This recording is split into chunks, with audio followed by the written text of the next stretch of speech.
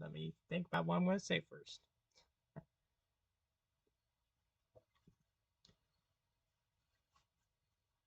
What's everybody? It is Will back here with another race reaction. Today I'm going to be watching the 2000 Pocono 500 for the first time.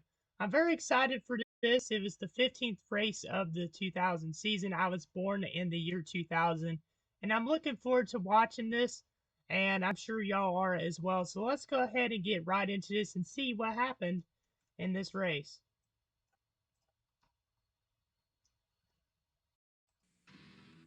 After a delay of 1 day due to rain, Yep. 90% of the fans called in sick to their jobs and returned to the racetrack. We are going green. The NASCAR Apparently this race Winston is Cup regularly. I did Series not know that. Pocono 500 is coming up next, live on TNN Sports.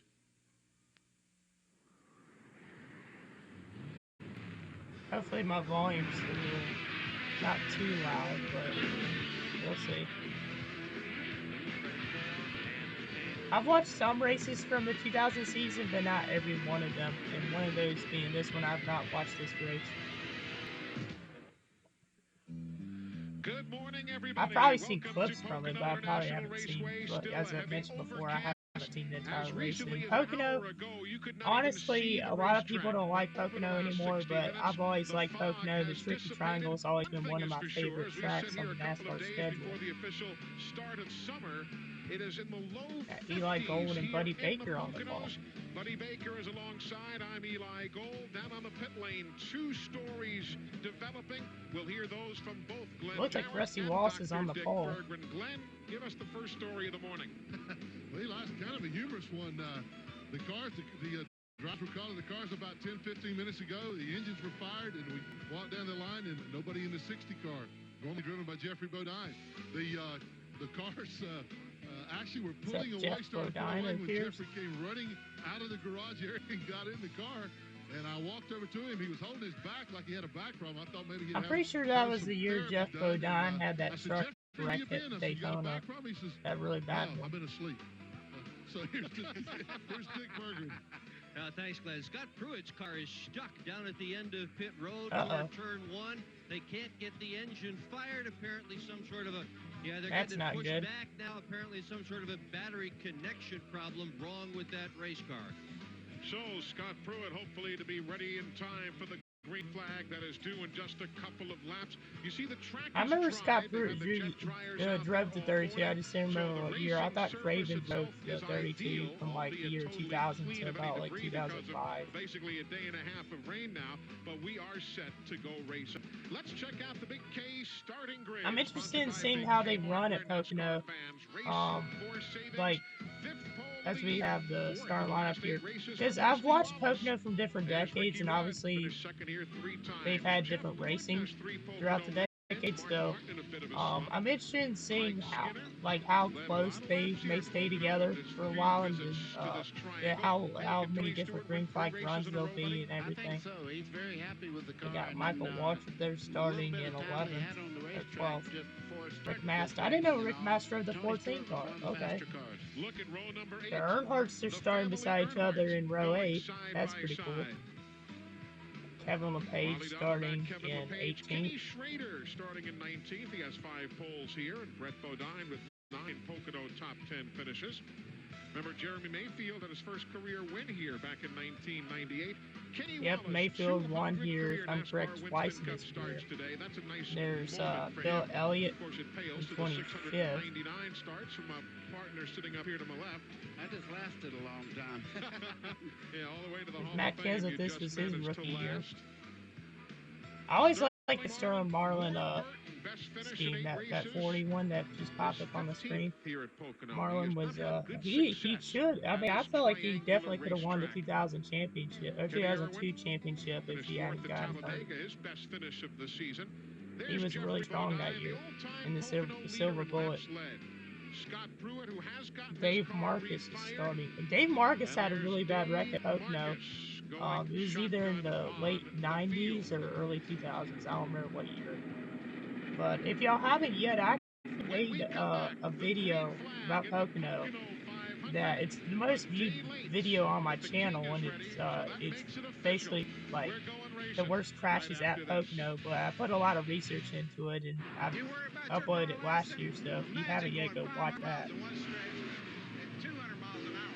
That gets out the life right out of your car. That's why my team has always used Howland Motor Oil. The same unique formulation. If there's like commercials like going on through this race, because I know Smith TV sometimes he has the raw satellite feed for some of the races he uploads, so if I have to, I can skip through commercials. Aren't you guys working? Ricky Rush driving the 28 car at the time. I should be wearing my 2000 NASCAR hat. I do have, but I'm not wearing it today. I do have it, and it's signed by Bobby Labonte, who won the championship that year. 2000 jacket, but it's yours for just I skipped ahead a little bit.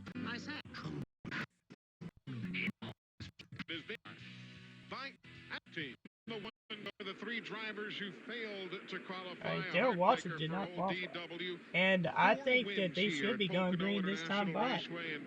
I have to go green flag racing. I have my food and drinks lined up, so I can eat and drink during the race. And he has just radioed to NASCAR that There's the Pocono garage area there. It's just a tiny Very little long bit of water building. on the main straightaway just past the start-finish line, and a little bit up in turn one. Other than that, he said good to go. So they're going to Wallace let him won go. a lot of poles in his career. Rusty Wallace sharing the front row with John Andretti. Rusty, a three-time Let's see if John Andretti can keep his car up front. 2.5 miles around, 200 laps for 500 miles in the Pocono 500. Glad you're with us Monday on TNN Sports. Here they come. Green flag. We are underway. Pocono starts are always very fun because they go 4 to 5 wide a lot. Oh, Wallace there swerving, blocking Andretti already. They go into one. They didn't go too far spread out here on the start of the race. Thought they'd have a couple 3 or 4 wide battles there, but nothing too spectacular right now as we see some side-by-side action there. We got Ricky Rudd underneath his teammate for third, Dale Jarrett. Goes over the tunnel that goes from inside to outside the racetrack. 8 degrees of banking. This is Jeff Gordon with Skinner behind him. 1,780 feet. Then they'll go slowly, relatively speaking, for turn 3. So Wallace is going to lead lap 1 at the tricky triangle.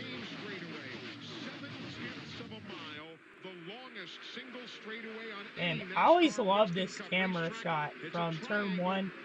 It's just, I don't know why, it's just very nostalgic. And I'm pretty sure they still have a camera up there for broadcast during racing nowadays at Pocono, but it just doesn't look the same as the 2000s and 90s.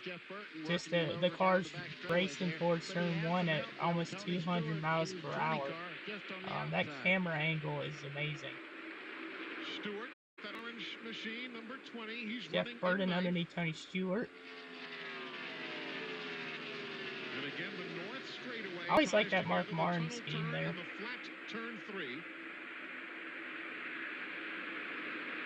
This is If I were to guess how many lead changes there would be, I'd say there's probably going to be like 15 or 16, and then cautions, I'll probably say there's going to be 7, if not less than that. It takes the speed that you run down the front straightaway as to how well you get off turn 3. Right there. Looked like Rick Maskell's underneath Labonte. There he is in the 14. Oh, Martin got loose there for a second. Gonna chase up the hill, and here comes 3 wide here. He's gonna get passed by a bunch of people. Waltrip's going by.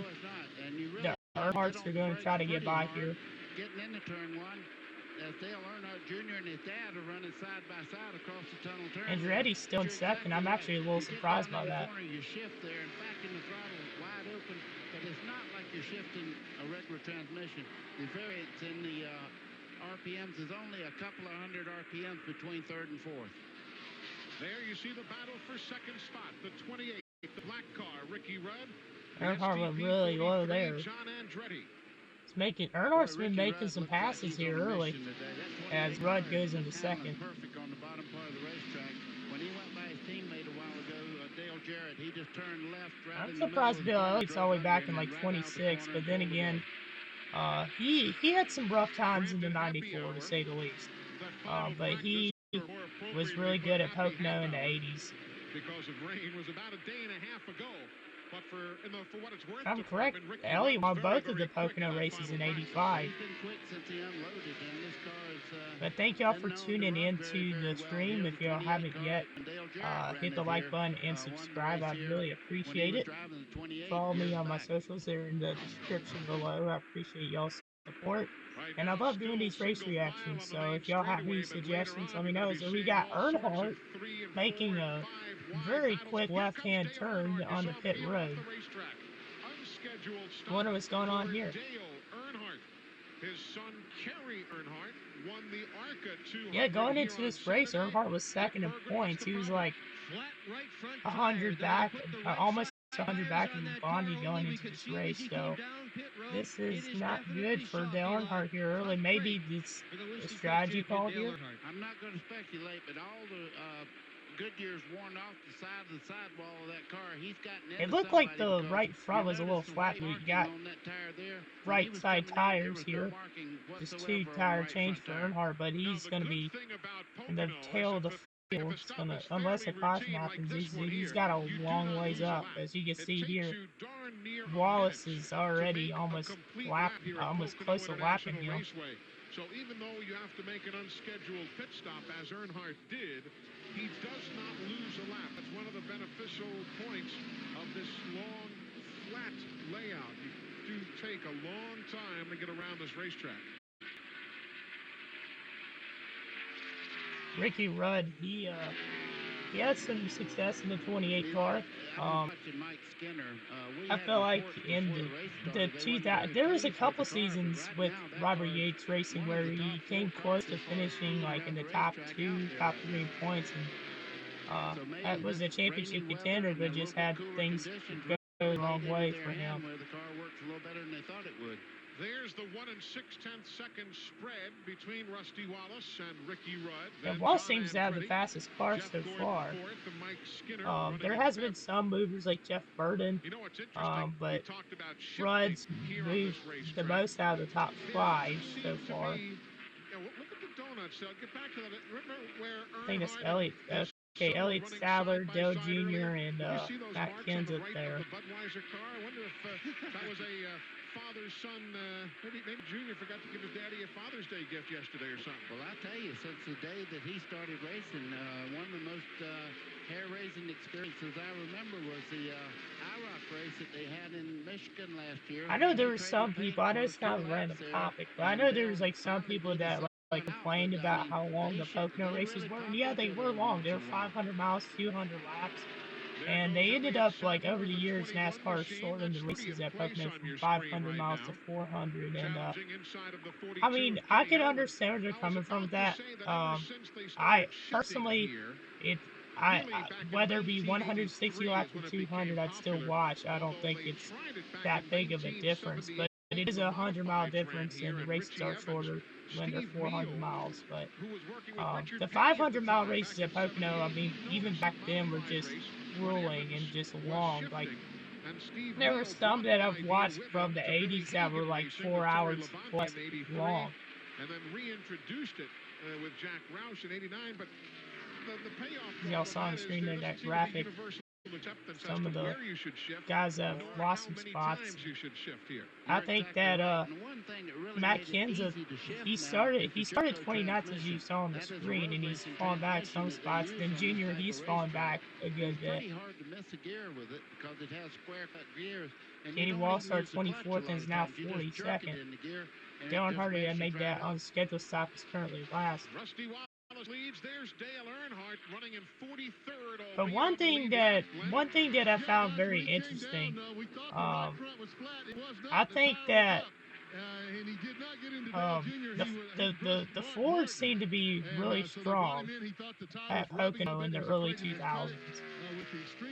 Ford just seemed to have this place like just win here a lot. I mean, Gordon did win here a lot in his career.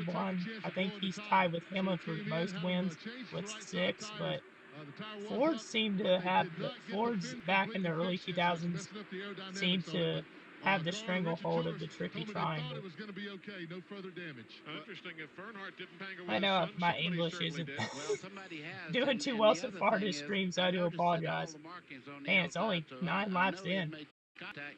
We hadn't talked It's a about long Rusty race, as I'm Wallace, and saying, the you reason know. for that, he checked out on the people, I'm sure so we're back in the pack parts of watching this the race race. have been edited to where Rusty they Wallace. cut out commercials or He's had a whatever. lot of good luck here. We'll see. He's had If some not, I'll bad skip luck the roll. here. Oh, look at this. The Jeff Gordon fans have What was that, returned. and About why 90% is that a of the bear? folks who were here Like a toy yesterday. bear or something? Yeah, he By cut the 1.5 commercial out that time. seconds now, Rusty Wallace is continuing Wallace, to lead here at he Pocono. Folks, a reminder, you can he won ride a good bit along at live Pocono's today career. with your favorite If I'm drivers correct, by Wallace going won online like at 7 races at Pocono. tnracing.com. No, he Click didn't onto win our 7 at exclusive Pocono. That and wouldn't make sense free because online Hamlin webcast and of the Gordon are Pocono tied 500. for most You can wins. So enjoy multiple that means in-car views and Wallace listen into probably the won driver and 5 crew or 4 conversation. at Pocono in his career. TNNRacing.com. Of course, after the race, I have to Available look to you that right up, now so on the I World don't Wide look like Web. an idiot. On the pit lane, Scott Pruitt. We got Problems Scott again, Pruitt on still pit road. the He had electrical problems at Glenn. the start to get his Same car thing, going. Eli. The battery is still it's Must just be not a sending enough mechanical issue here. fire to the car to even spark the ignition. Well, we so, got a battle they're going to change the for, battery and the cables and pretty much I don't know everything which they can. position, That part but of the Burden electrical passes system. They'll still also put on Jarrett. the right side tires while he's in. But boy, that's tough to sit here all that time and then have problems like that. But they got a little time to fix it. You saw the change on the racetrack for 6th spot as Jeff Burton moves around Dale Jarrett. So it's now Burton in 6th, Jarrett in 7th. The orange car of Tony Stewart challenging for that spot now. Yeah, Dale Jarrett's having a problem right now getting off the corner. There's no question about it. Tony Stewart gained 3 car lengths on him as they accelerated out of the corner out of turn 3. Now he runs down the straightaway very well, but when they get back in the throttle, watch Tony Stewart. He'll start to just move away right there. You also got a quick glimpse of Terry Labonte going up the banking there. Now he comes back down to be challenged by Jeremy Mayfield. Labonte is in the 5, losing the spot to Mayfield. So Mayfield is now 9th, and Terry Labonte. Yeah, Mayfield's been moving up some spots. He started 22nd, and I'm pretty sure they just said that he's now 9th. So he has been on the move. No, he's not 9th. Terry Labonte's 9th. He just made that pass up. What am I saying? I just keep messing up. I was looking at the leaderboard up top, and that kind of messed me up. Because of what the announcer said, I kind of got confused for a second.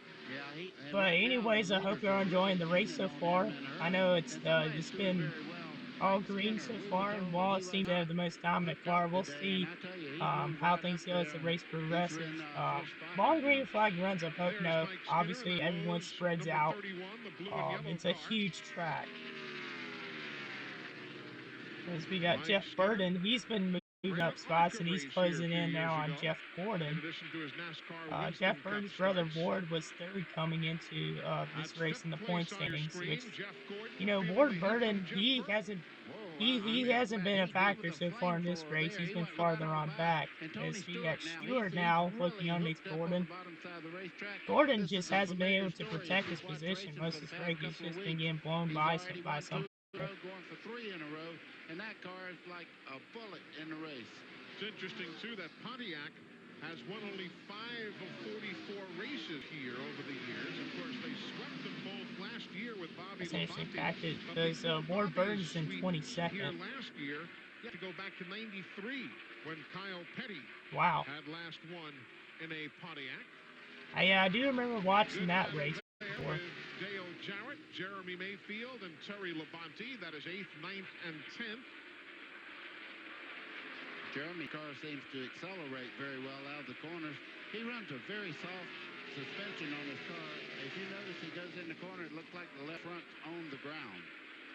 By the way, if you're curious as to where our onboard cameras are, the in-cars... Oh, we got some onboard cameras. You have to have a helicopter flying overhead to get the signal and bounce it back to the production truck.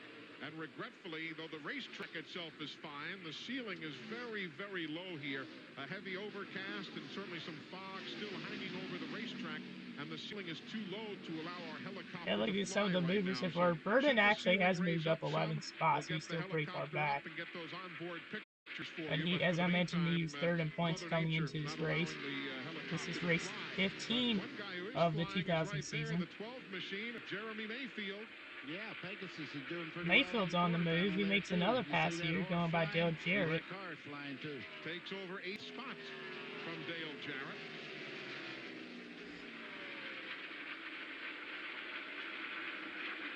Earnhardt with the fresh tires has gone closer to the rear of the field, even though he made that early pit stop pitted on lap 4. Yeah, and I'm kind of like Buddy Baker, wondering why he's running so well, because before the race was supposed to start yesterday, Larry McReynolds, you told me that you Jeff Bird has been really fast so far. I'd say the fastest cars on the track is definitely Mayfield and Jeff Bird.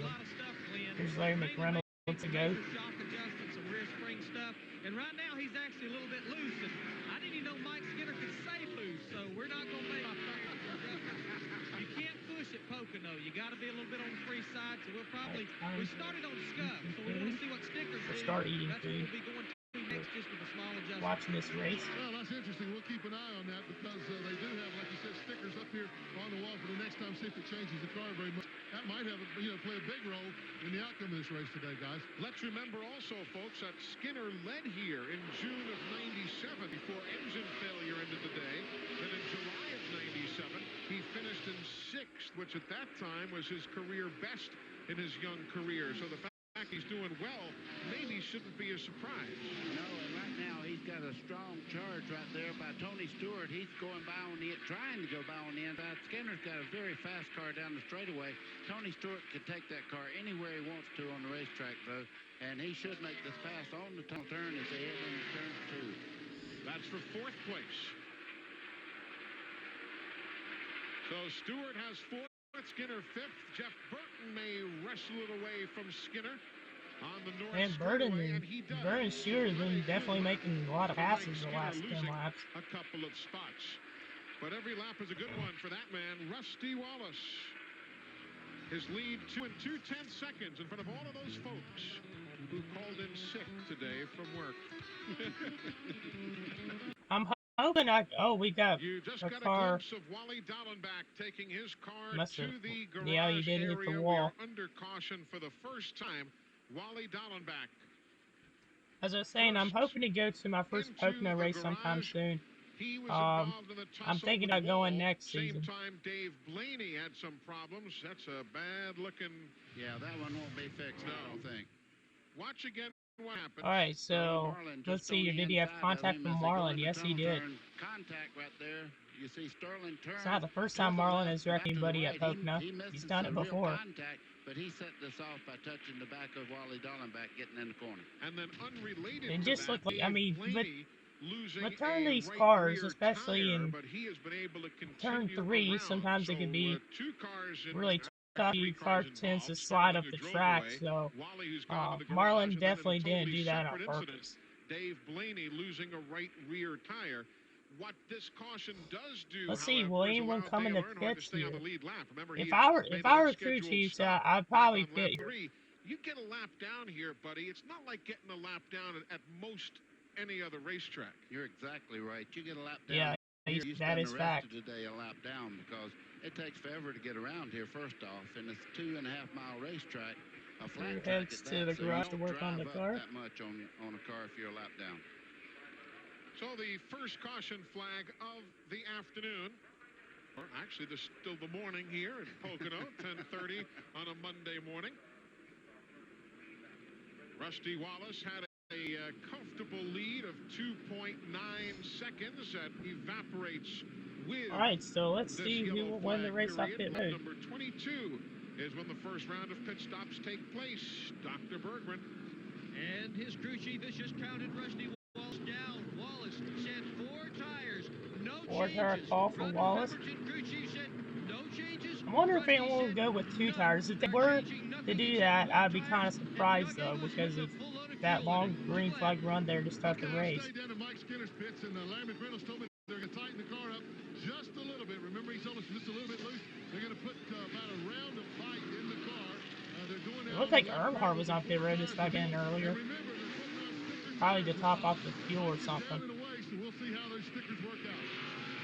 If you're new to No, NASCAR Earnhardt's getting tire sticker change, but tires are brand Jeremy new Mayfield got tires off that pit don't road have first, the manufacturer's and Wallace got paper off second, sticker so the on two the teammates tire. there. That's where that term comes from, as opposed to scuffed Stewart moved tires up or to scuffs, fourth. which is Skinner as the moved name up on implies, pit tires you road. might have Jeff put on Burton for a lost lap a or so couple to kind spots. of rub the good new off of it. Yeah, Looked like exactly. Matt And Kenseth has on the moved bike up into the is top when you put 15. I a just saw little him more go by the tension on screen. spring, the left rear spring, to give it more forward bite and tighten the back of the car up.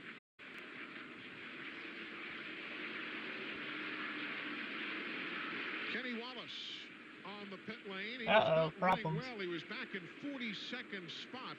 And while he and everybody else make stops here at lap number 22, the hood goes up on the Square D machine. Caution for the first time at Pocono. Back after this.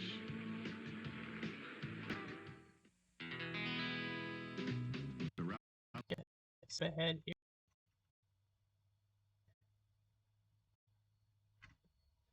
If we are able to, that is. The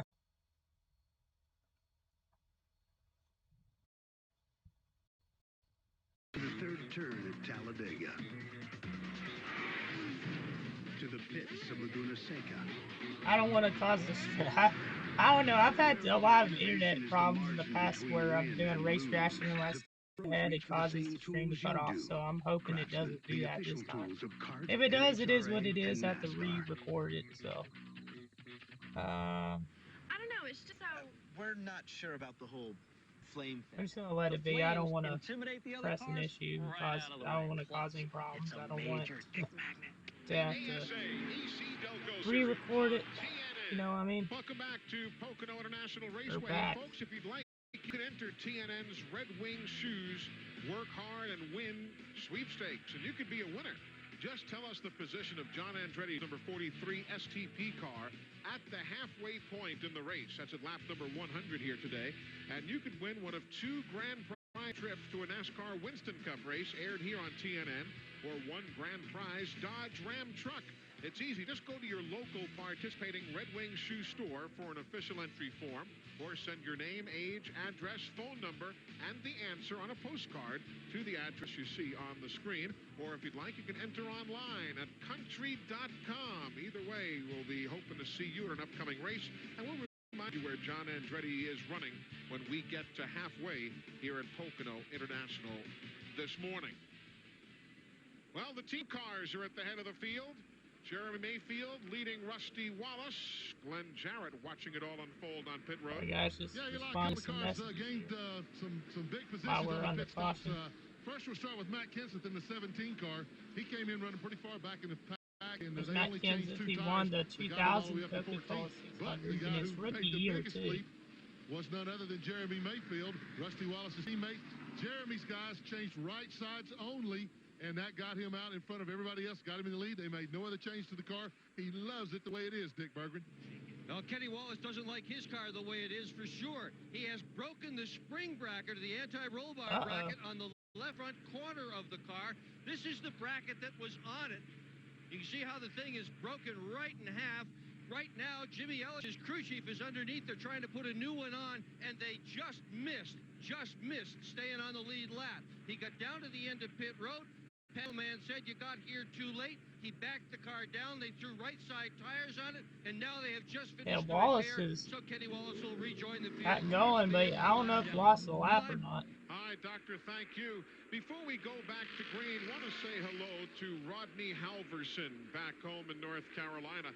He is a fabricator on both the Mark Martin and Jeff Burton cars, and he had some surgery this past week, and we know that Rodney is watching this morning, and all the guys here at Pocono want to say hello to Rodney Halverson, wishing him the speediest of recoveries. And also, unfortunately, those of us here at the TNN and World Sports family lost one of our broadcast members this week, Lauren Smith, who worked for the Zytec company. Those are the folks who bring you the telemetry numbers that you see on the screen during our races. He was killed here in the Pocono area on Friday. He is survived by his wife Mary and 1 son, and we certainly offer our condolences. All right, to back the family green. of Looks like Lauren Wallace Smith, got a jump passing there. away here in the Poconos on Friday. Looking to the inside. Oh, Skinner got hit there. Looked like Dale Jarrett got loose. Wallace's car seems to be handling well as he's able to block. Did you see that? Looked like Burton and Skinner had bounced off one another. Well, when you're in third gear like that and you're accelerating up, somebody pulls over, you're in throttle, you're not on the brakes. So a lot of times you make contact on restarts. I think that's probably the most dangerous part of the race. Joe Jarrett underneath Skinner. Skinner seems to be pretty strong in the outside lane. I mean, he's been able to hold his own up there so far in this race. Watch it again. Look at the right-hand side of your screen. Okay, so Skinner went up and actually got contact with Jeff Burden, so I was wrong on that. And Dale Jarrett was able to take evasive action and get underneath. To get to the flag stand, and he had a full head of steam coming up there, and Mike Skinner just came right across the nose of the car. Johnny Benson in the 10, you saw him making a move there. Wallace is all over Mayfield. Let's see if he can get a run on the backstretch or front stretch and slingshot by. Johnny Benson has been very, very good all year long. Yep, as I was talking about, there he goes to the inside. Rusty Wallace wants the lead. Jeremy Mayfield, I don't the front stretch at Pocono is the second longest straightaway in the NASCAR Cup Series.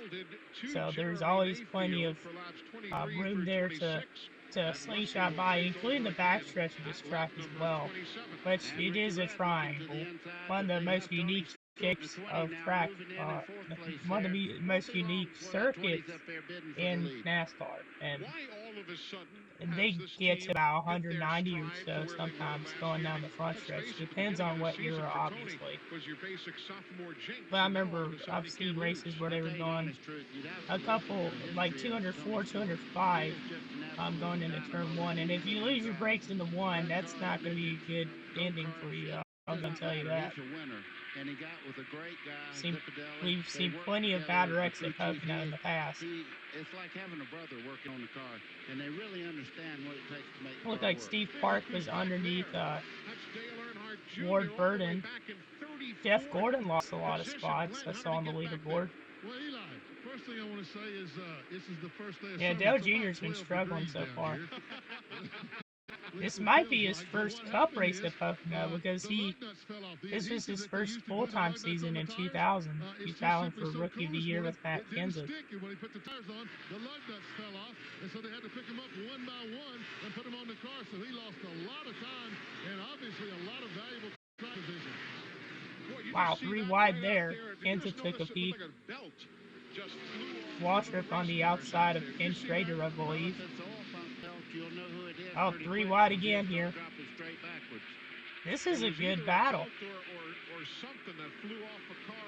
Bill Elliott made some passes in the 94. Jerry Nadeau gained a couple spots. Rick Masters fall back a good bit. He was up near the top 10 at the beginning of the race.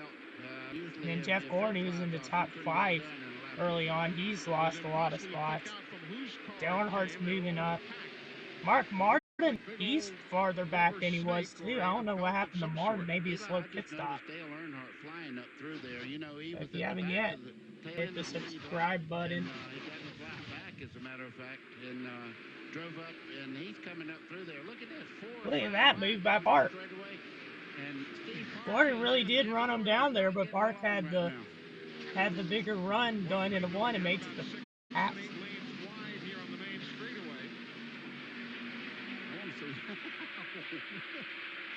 That's more fun here.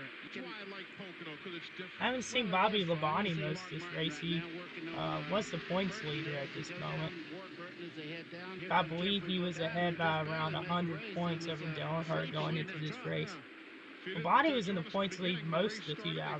They fired the cars up. They said, gentlemen, start your engines. And the 60 car wouldn't crank. The reason was there was nobody in the driver's seat to crank it. Yeah, look at that.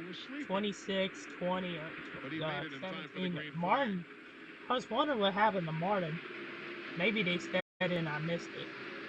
Kyle Petty there on the inside. I always like that Hot Wheels scheme there of Kyle Petty's. Earnhardt now on the back bumper of Jeff Gordon. And Reddy's falling to 5th. Bobby Labonte's in 8th now, so he did get by Jeff Gordon. Nemechek and Benson. I didn't even realize Benson was in the top 15. Bill Elliott started really far back. He's in the top 15 now. Kenseth, he started pretty far back. He's now 17. In the last 6 races here at Pocono. He had a love-hate relationship with this place. He has won a couple of times and has had some hellacious accidents here. Let me know your thoughts on the race so far. Also, it's a discussion topic. Let me know your thoughts on Pocono, whether you like the track or not.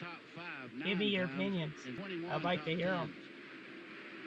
Well, it seems as though it must have been a chunk of rubber or something that came off the car and not a belt, because had it been a belt, somebody would have. I think it's been a pretty solid race so far. By now, so that's certainly good news.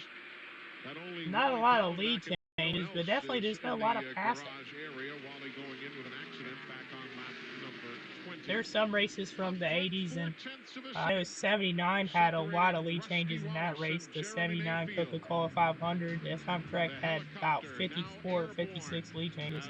A lot of passing going on at Pocono in the 80s and late 70s.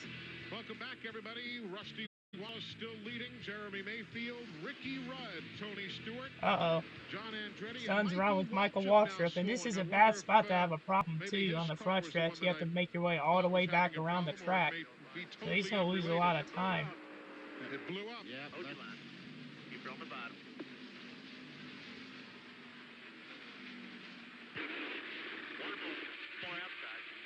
Waltrip never seemed to have much success at this track. So, engine failure.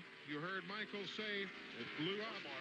He's not coasting though. He still has the motor running at the moment. So apparently, whatever it is maybe a push rod or a valve spring, something. But the car's still under power. That's under power. I don't have to do that. Okay, they thought you were out of power. That's okay. Clear right there.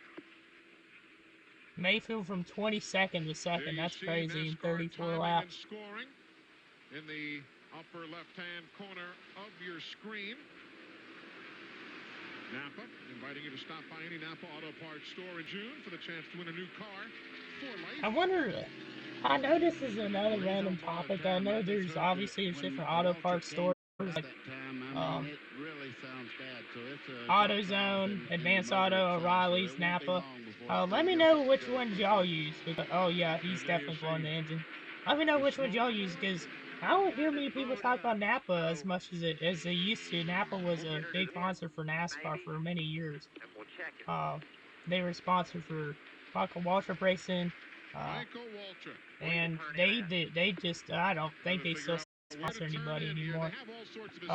They do sponsor. They have sponsored Chase, and I'm pretty sure they still sponsor Chase. I'm having a dumb moment. What's going on?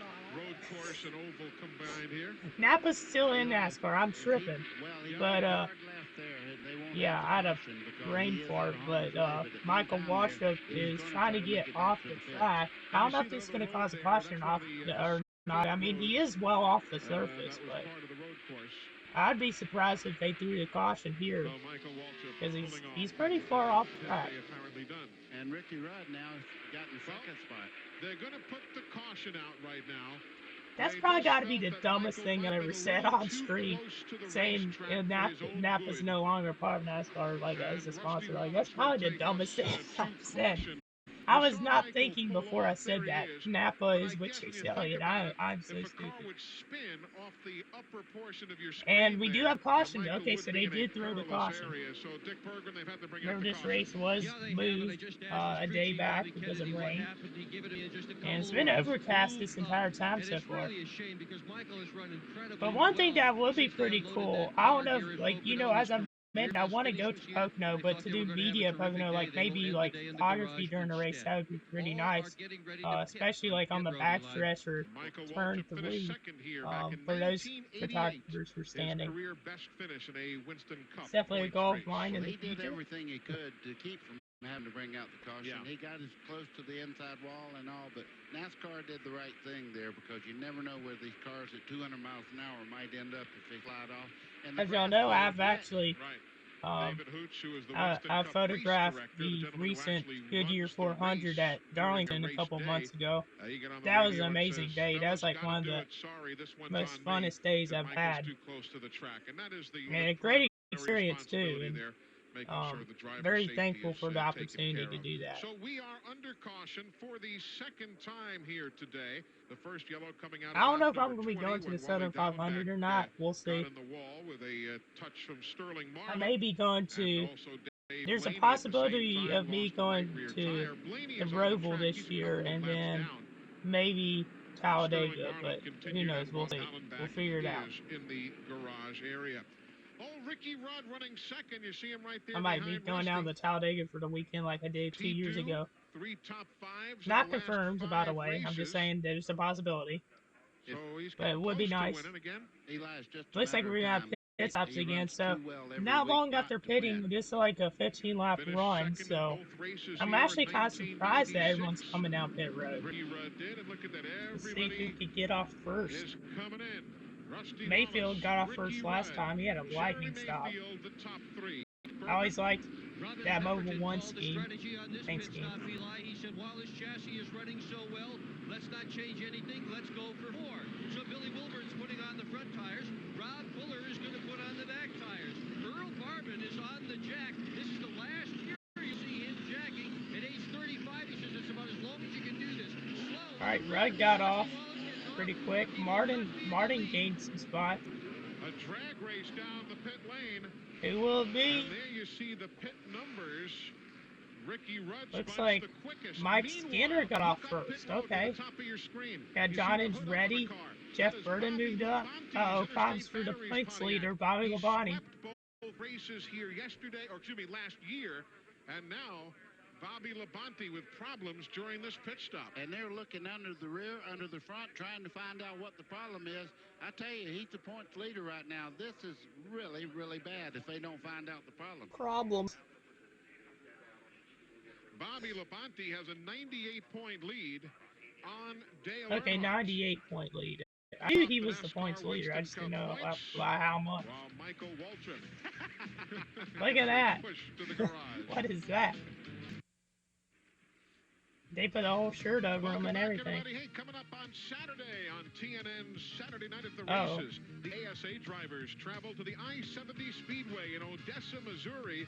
The Missouri 300 presented by Janet King. It's a short track war Saturday night, 9 o'clock Eastern and Pacific, right here on short track racing. Saturday night at the races. Hey, y'all, for those watching the stream right now, if y'all have a local short track, let me know. I'd be interested in seeing what tracks are around your area where you're from. The lead lap, Dick Berggren in 38th spot. What was wrong? Quite a lot wrong, actually, Eli. The problem is the exhaust system. At first, he thought it was just a pinhole in the system, but it appears to be getting worse. It has burned through the heat shield, burning through the paint on the floorboards of the car. That could have 2 effects. One, on the performance of the engine. 2, on the performance of the driver. Labonte, defending winner of this race, defending champion here. He's in trouble today. Glenn Jarrett. Okay, Dick, I'm down at the turn 1 into pit road right now. Came in here to check on a couple of things when the caution came out. First one was Jeff Gordon. He was running 10th when the first caution came out. He came out and was in 24th place. Robbie Loomis told me that they took a spring rubber out of the left rear, and they had a lot of trouble getting it out. That's why he lost so much track position. They continue to work on that car, though. On this pit stop, the car is very, very tight, so they're trying to free him up. The next car is number 5, Terry Labonte. He has consistently been one of the quickest cars on the track. I didn't even notice. I mean, I knew Labonte moved some spots, but they say he's one of the quickest cars on the track. That kind of surprised me. About 16th now. But his problem was they had a lug nut hang up on the first pit stop. The last pit stop, they changed 4 tires, put fuel in the car with no flaws whatsoever. Just a quick note, guys. The 8, 10, and 31 only changed 2 tires that time. And that accounts for the fact as to why Johnny Benson in the 10 is running in the 3rd spot right now. Although that team has had some. Yeah, one thing that's crazy, I was looking at the news, right? And it did rain a good bit the last 2 days, but I didn't realize there was a tornado. It was actually a tornado volcano near Raleigh and Nash County, actually, and there's like 16 people that got injured. Did not know that. Then Rocky Mount, there is a facility, this giant building, I don't know how to pronounce it, but Fizer, that got destroyed. Did not know that either. But I just hope racing just there's the sprint car race that was supposed to run last night at Baps got rained out. Then there's some other races this weekend that have a chance of getting rained out too. But they're planning on running the sprint car race that got rained out last night. They're planning on running that tonight. It makes it very hot. And if it burns a hole in the exhaust itself, the fumes come up in the car. So that's not a very desirable thing. You know who really benefited from this last pit stop was Mark. Looks like we may have a single file restart here, and it looks to be so. Got lap down, first car lap down underneath the leader. I didn't realize the flag man had the yellow flag underneath his legs for a second. Oh, we got a car smoking here there as the field's jockeying for position. Pocono restarts are always fun to watch, as we see Jeff Gordon trying to get under Delhart Jr. I noticed a lot of smoke as they restarted there. Johnny Benson's in third. I didn't realize that. Possibly. Got Dale Chair underneath Delhart. And they're behind Marlon and Joe Nemechek. Oh boy, I tell you what, you're not supposed to go through that corner too wide, but you notice several cars there running side by side. Jared was running in the top 5 early on in the race, and he's falling back. Just like Jeff Gordon. Looks like Martin gained some spots on the last pit stop. Mayfield lost some. He's pushing Joe Nemechek into 33 down the straightaway, just bumping him a little bit. Picks both cars up about 200 RPM. Been a really good, solid race so far. Not anything chaotic, but a lot of good passing, good racing. Oh, that was close. Earnhardt's trying to make it 3 wide here. And he makes the pass. Nice move. And now Jared's going to follow him too as they go around Kenny Wallace. And they're underneath Joe Nemechek. You almost slide right through that turn, don't you? Ken Schrader has reached the top 10. You can believe. You get down there, you're running about 195 miles an hour, and you just give it a little cop. You just turn it in there and just turn it back to the right a little bit. Skinner's continuing to lead. A lot of fun to drive through there. Now, Stacy Compton is making an unscheduled pit stop, so that's. I honestly wish Mike Skinner would have won more Cup races. There's a lot of them that he should have won and just ended up having the worst luck. He just always had something happen to him. There was one race, I think it was in Atlanta one year, or it was either 2000 or 2001, where he basically dominated the race, and he was leading towards the end, and then I'm pretty sure either a tire blew or his engine blew. And he was pretty upset about it, obviously, understandable. And still, Elliott's been making some passes, and Ward Burden, he's moved into the top 10. The race leader by 0.4 of a second. Took over the top spot at lap number John Andretti's been able to hold himself in the top 5 at several points of this race so far, so they're running pretty strong right now, and I'm a little surprised by that because Andretti, there's some races in his career where he started up towards the front and then his car just fell off, or he just fell off a cliff, you know, just falling all the way back to like 20th or so. Chevy, we'll be there. I didn't know that was one of the catchphrases. We'll be there. On a Monday morning, we welcome you back to Pocono International Raceway. You're looking at the fourth place and fifth place scramble right now. Jeff Burton, who has not had a top 5 finish since the race at Martinsville in late April. So certainly he is due. And Rusty Wallace, who has picked up over the years some significant wins here. He has 3 victories. And remember, he was leading here in July of '95, had to pit for fuel with 15 laps to go.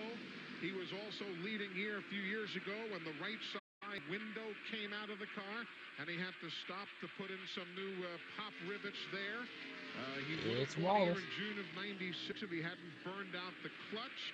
I mean, he probably could have had 6 or 7 wins here by now. Yeah, and the car is just I mean, it's a bullet. He went by Jeff Burton, and he's opened up a 15-car length lead in just 2 laps. Wallace seems to have the fastest car so far in this race. He has led the most laps. Stewart's trying to get underneath Johnny Benson. I've never seen that Johnny Benson paint scheme before. I'm just so used to seeing Benson in the 10 Valvoline car. Just hanging right there is the Lycos machine. He's been that way all year long. The longer they run on the tires. Yeah, Benson started 21st. So yeah, he's another one of the big movers so far in this race. Just being so very good at setting the car up. About almost 1-4-3 the event. Potential winner. You know, it's interesting, Glenn. He doesn't come in but for 2 tires. You automatically think, well, he's going to drop. I wonder what time they started this race, because usually at Pocono back in the day, it would start the race around 12 or 1 o'clock. So they probably started this one at 12 or 1 o'clock.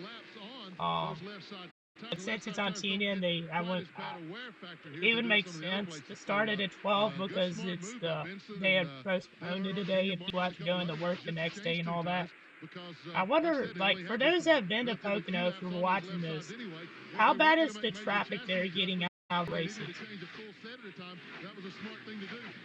I'd be interested in hearing and learning about the traffic there, because I'm sure it's not that bad, but like for a sellout, like would it be crazy getting out of there? It'd take like 3 hours to get out of the parking lot. Well, I'll tell you, Johnny Benson's got a very fast car. And yeah, you're not wrong, buddy. 1 3/10 seconds behind race leader Mike Skinner.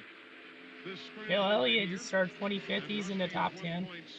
As I mentioned earlier in the stream, Elliott was really good at Pocono in the 80s, I know for sure, but in the 90s, he had his good runs and his bad runs. That's what it looks like here at Pocono International Raceway.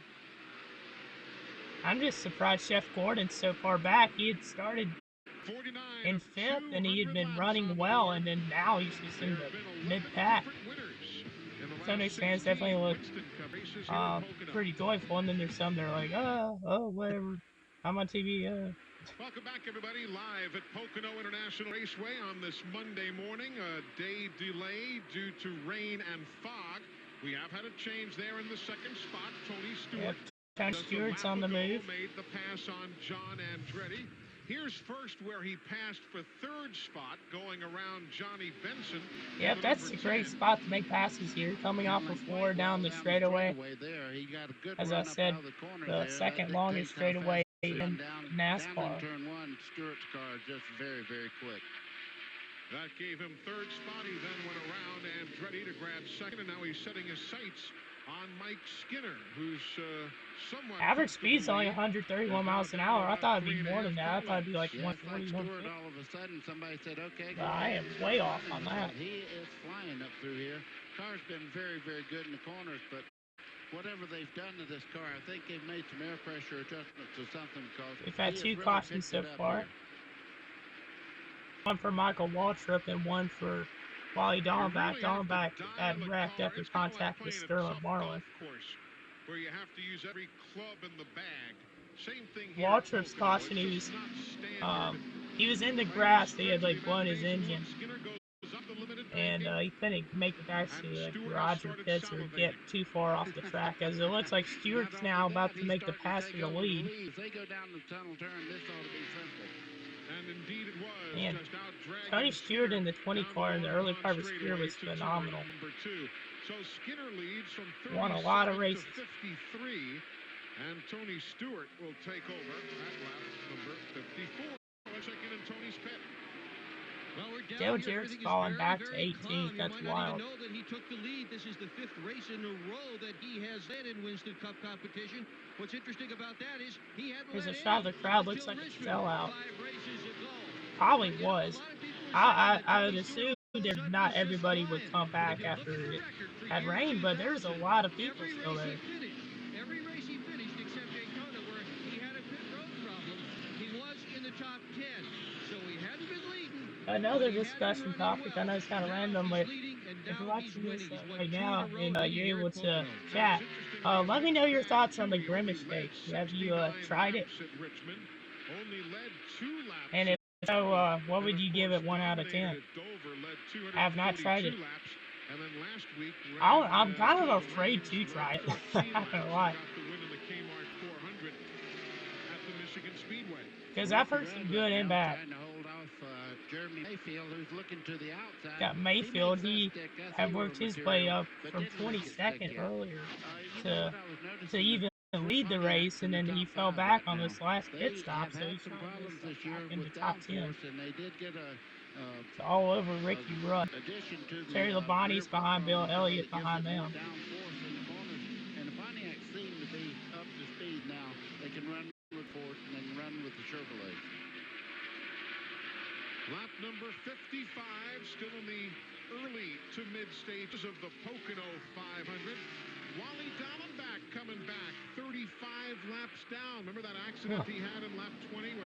Well, you know, points really do matter, especially like in the Winston Cup era. So you don't want to like DNF. You want to stay out there as much as possible for points. And I don't know where Wally is in point standings, but definitely wants to stay out there for a particular reason. I know that you don't want to end your day early here at this track because it's a long race. And you want to be there towards the end too. So I know some drivers are probably laying back a little bit. We saw Labonte have problems up pit road. He's actually fallen to about 30th place. But there's no rain, there's no fog. That's good. There's Richard Petty. Richard Petty won a good bit at Pocono. Thursday night, there's more arena football here on TNN. Oh yeah, arena football. I remember I used to watch arena football clips on YouTube when I was younger. Don't miss the hard hits in the Bradley Center in Milwaukee.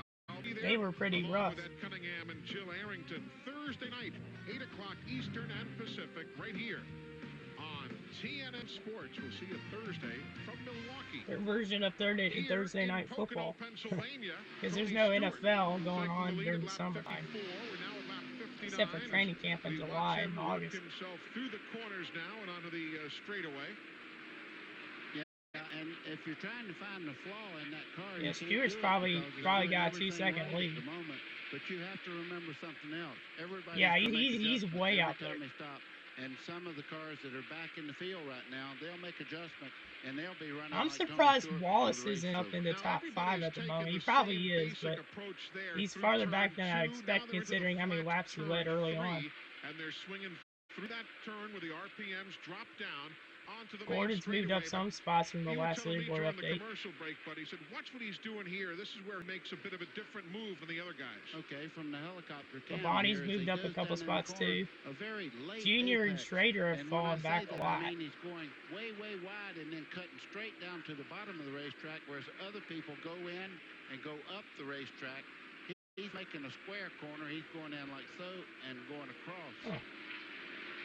I wish I noticed they probably wouldn't show that nowadays where they draw out lines during the middle of the broadcast because people would be complaining like crazy. People complain about anything, honestly, on NASCAR broadcasts. They're just never happy or satisfied. They're like, they just don't appreciate broadcasting sometimes. I feel like some fans just make a big deal about the littlest things. I guess maybe it's just because I work in broadcasting, so I obviously have my opinions and they have theirs, and I know that obviously people make mistakes. It happens, but some fans just don't realize.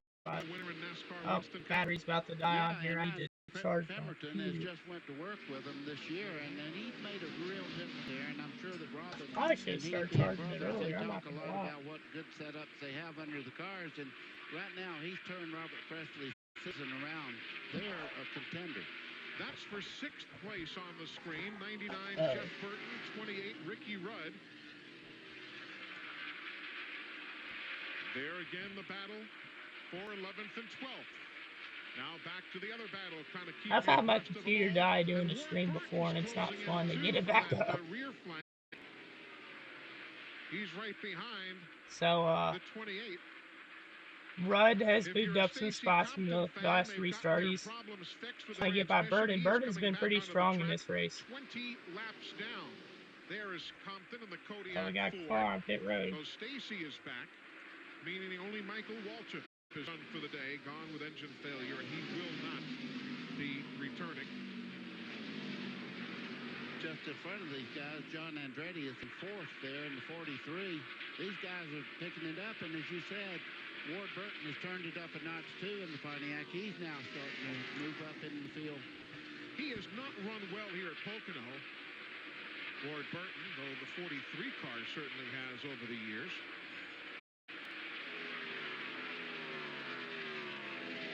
Ward getting a little antsy.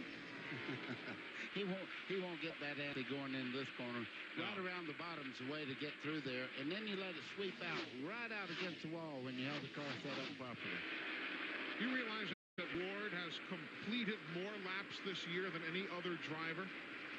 Oh, and has only one finish all season out of the top 20, which is the best of all the competitors in NASCAR Winston Cup racing. I'm talking about Ward Burton and the number 22 machine. And it's good to see Bill Davis, the car owner, have that kind of luck this year because he has really soldiered along, and now next year they're going to Dodge, so they want to do as well always, this year thank y'all and for really tuning in set this team up and for watching coming year. the stream. If you have any race reaction suggestions, feel free to let me know in the comments. Behind race leader Tony Stewart, Dick.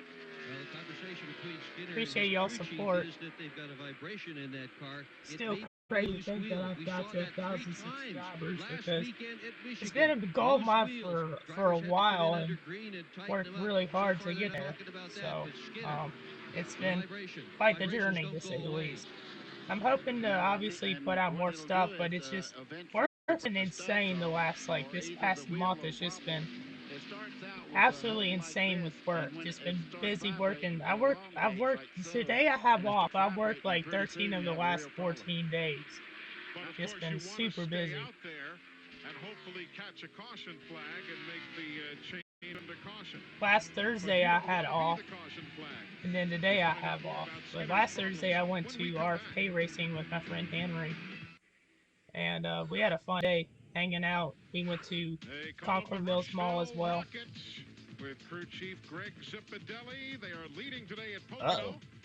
We got a crash here, Stewart at Atlanta. Spun at Atlanta, had the pit road contacted Richmond, but then with winds at Dover and the rain dance at Michigan, the season has turned around for the Home Depot. Honestly, like, when I first started watching NASCAR, I didn't really like Tony Stewart at first for a little while, just because mainly his attitude towards people.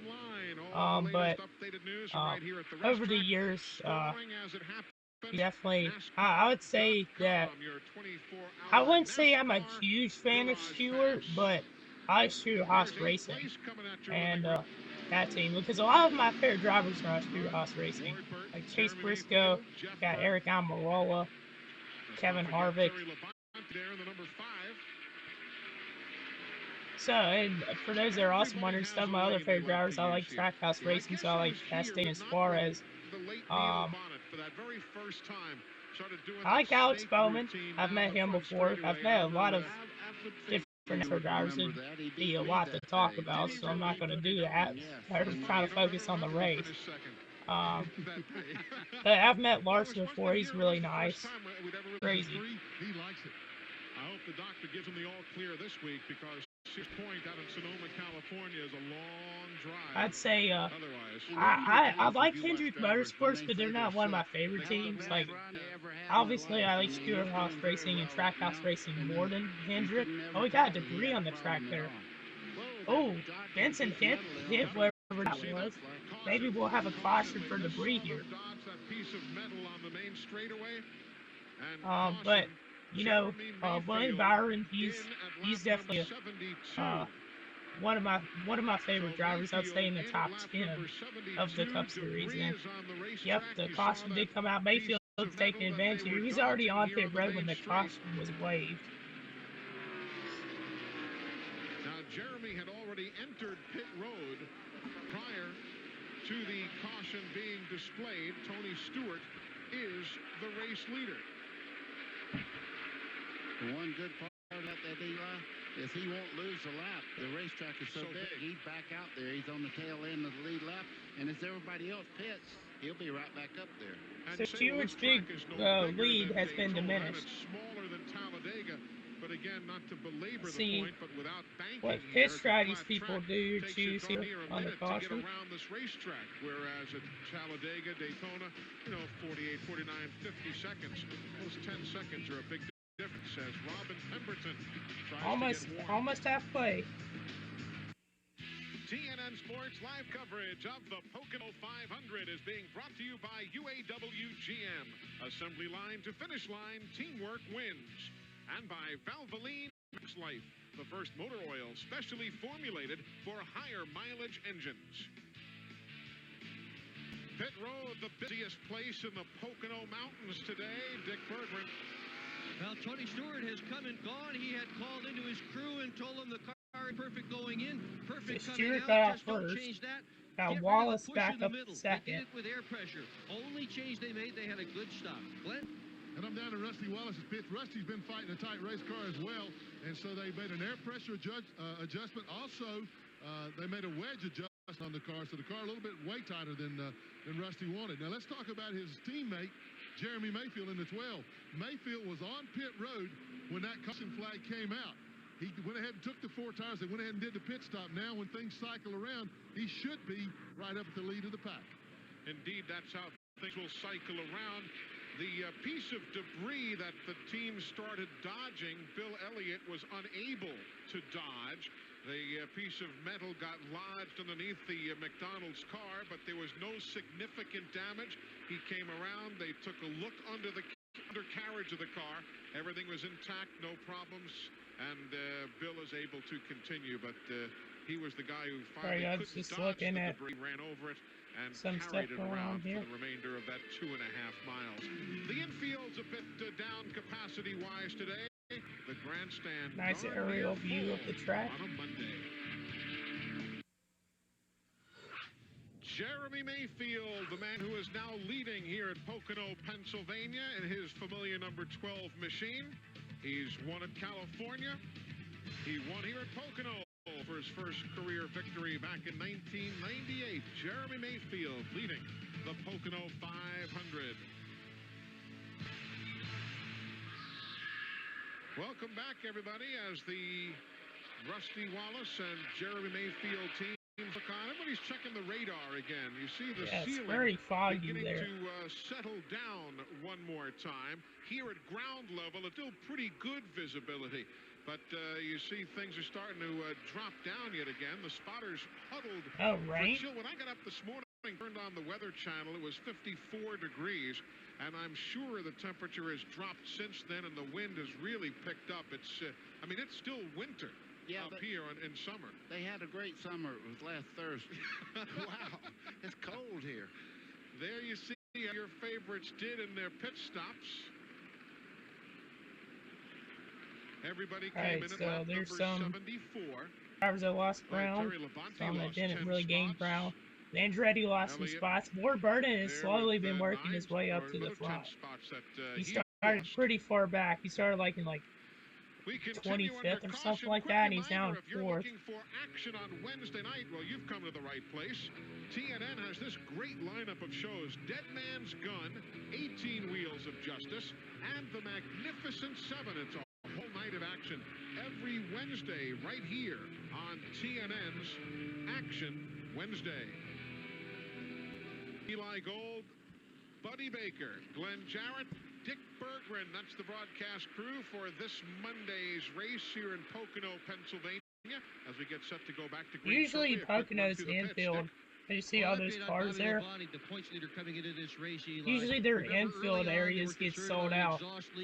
And I believe it probably will again this year with the infield campers and camping spots, as we got the points lead there. As I mentioned, Ward Burden is third in points at the time, which is shocking to me. Started 32nd, actually. Wow. Earnhart's moved his way back up.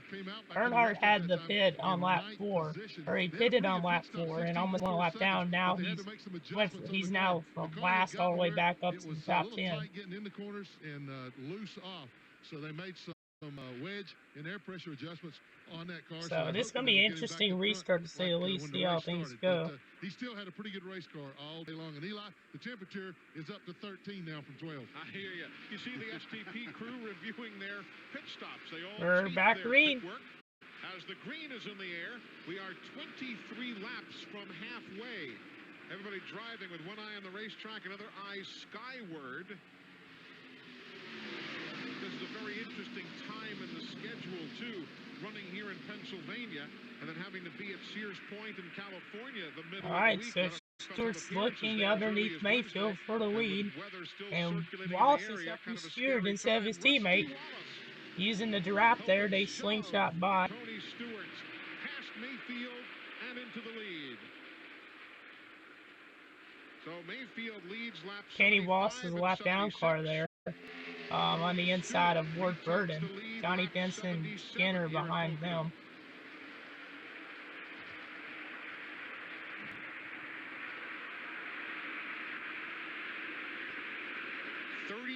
Cars still on the lead lap.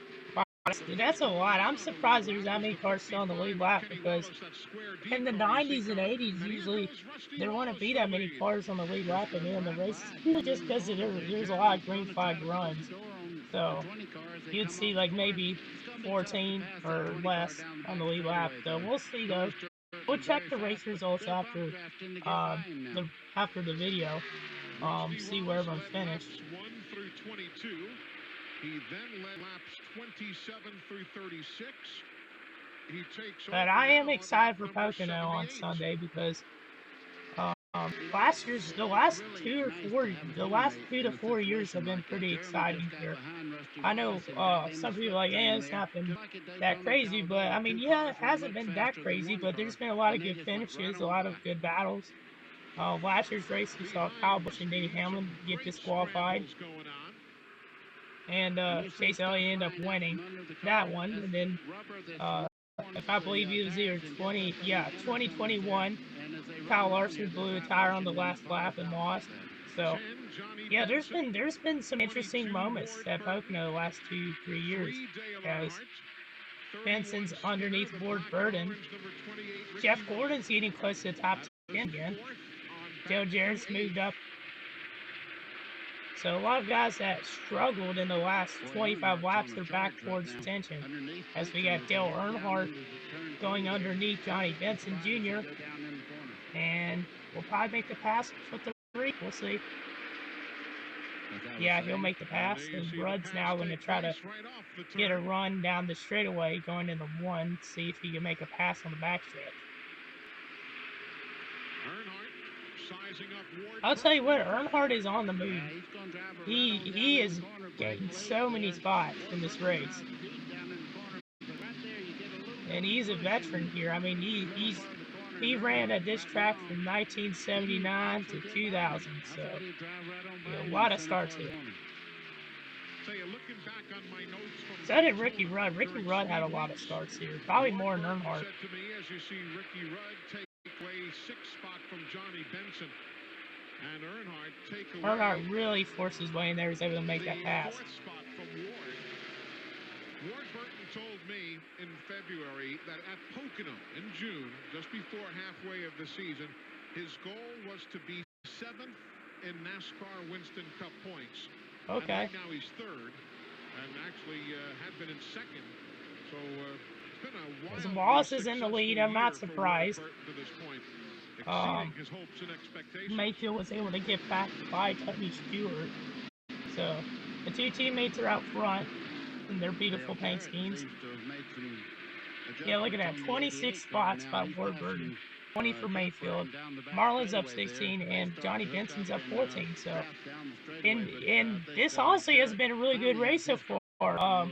I didn't expect there to be this many passes so far in the race, but there has been. There's been a lot of different movers, a lot of different turning points because of pit stop strategies. It's been a really good race so far. I really am glad I'm watching this. Took 2 rounds of wedge out of the car. Dale's radio back said it's the best that it's been. They still need a little bit more, but he's a lot happier than he was. And for that matter, so am I. Dale Jarrett, he and Mark Martin have both finished in the top 5 in each of the last 6 races here at Pocono National Raceway. And when you compare to what the season's been like for Dale, he has 4 straight top 5 finishes now versus 4 the first 10 races of the year. Now Dale Jarrett's going by Benson. Benson has lost a lot of spots here since the restart. Here as we near midway in the 2000 racing season. 18 laps from halfway. Victor Rose is like, I'm waiting for the next pit stop. I'm just going to be here just chilling. Rusty Wallace, driver of the Miller Lite Doing some Ford. stretches. He's had bad times and good times at Pocono. Oh, that was a big hit. That was good in 91. Oh, that looks like 93 or 94. And in 96. He has 3 wins here at Pocono International Raceway. Welcome back, everybody, live at Pocono. I wonder if that website's still around. Dick Bergman, I'm Eli Gold. There are the Penske Cranifus cars. They are first and second. That's some other good scrambles. There comes Tony Stewart. Then Rudd and Earnhardt. Oh, Dale's starting to rumble now. Yeah, but Rudd got by him this last lap just before we got back from break there. Let's see Earnhardt skating on Rudd. Up a notch, but Earnhardt is running very, very quick. I think right now they're just working up through traffic, following each other through there, because I do believe Ricky Rudd has something for him if he can get back up to the front. Oh, Dale Earnhardt. At this point last year, let me know what your thoughts are on the race so far. I hope y'all are enjoying the stream. I know I haven't been talking as much in some parts of the race.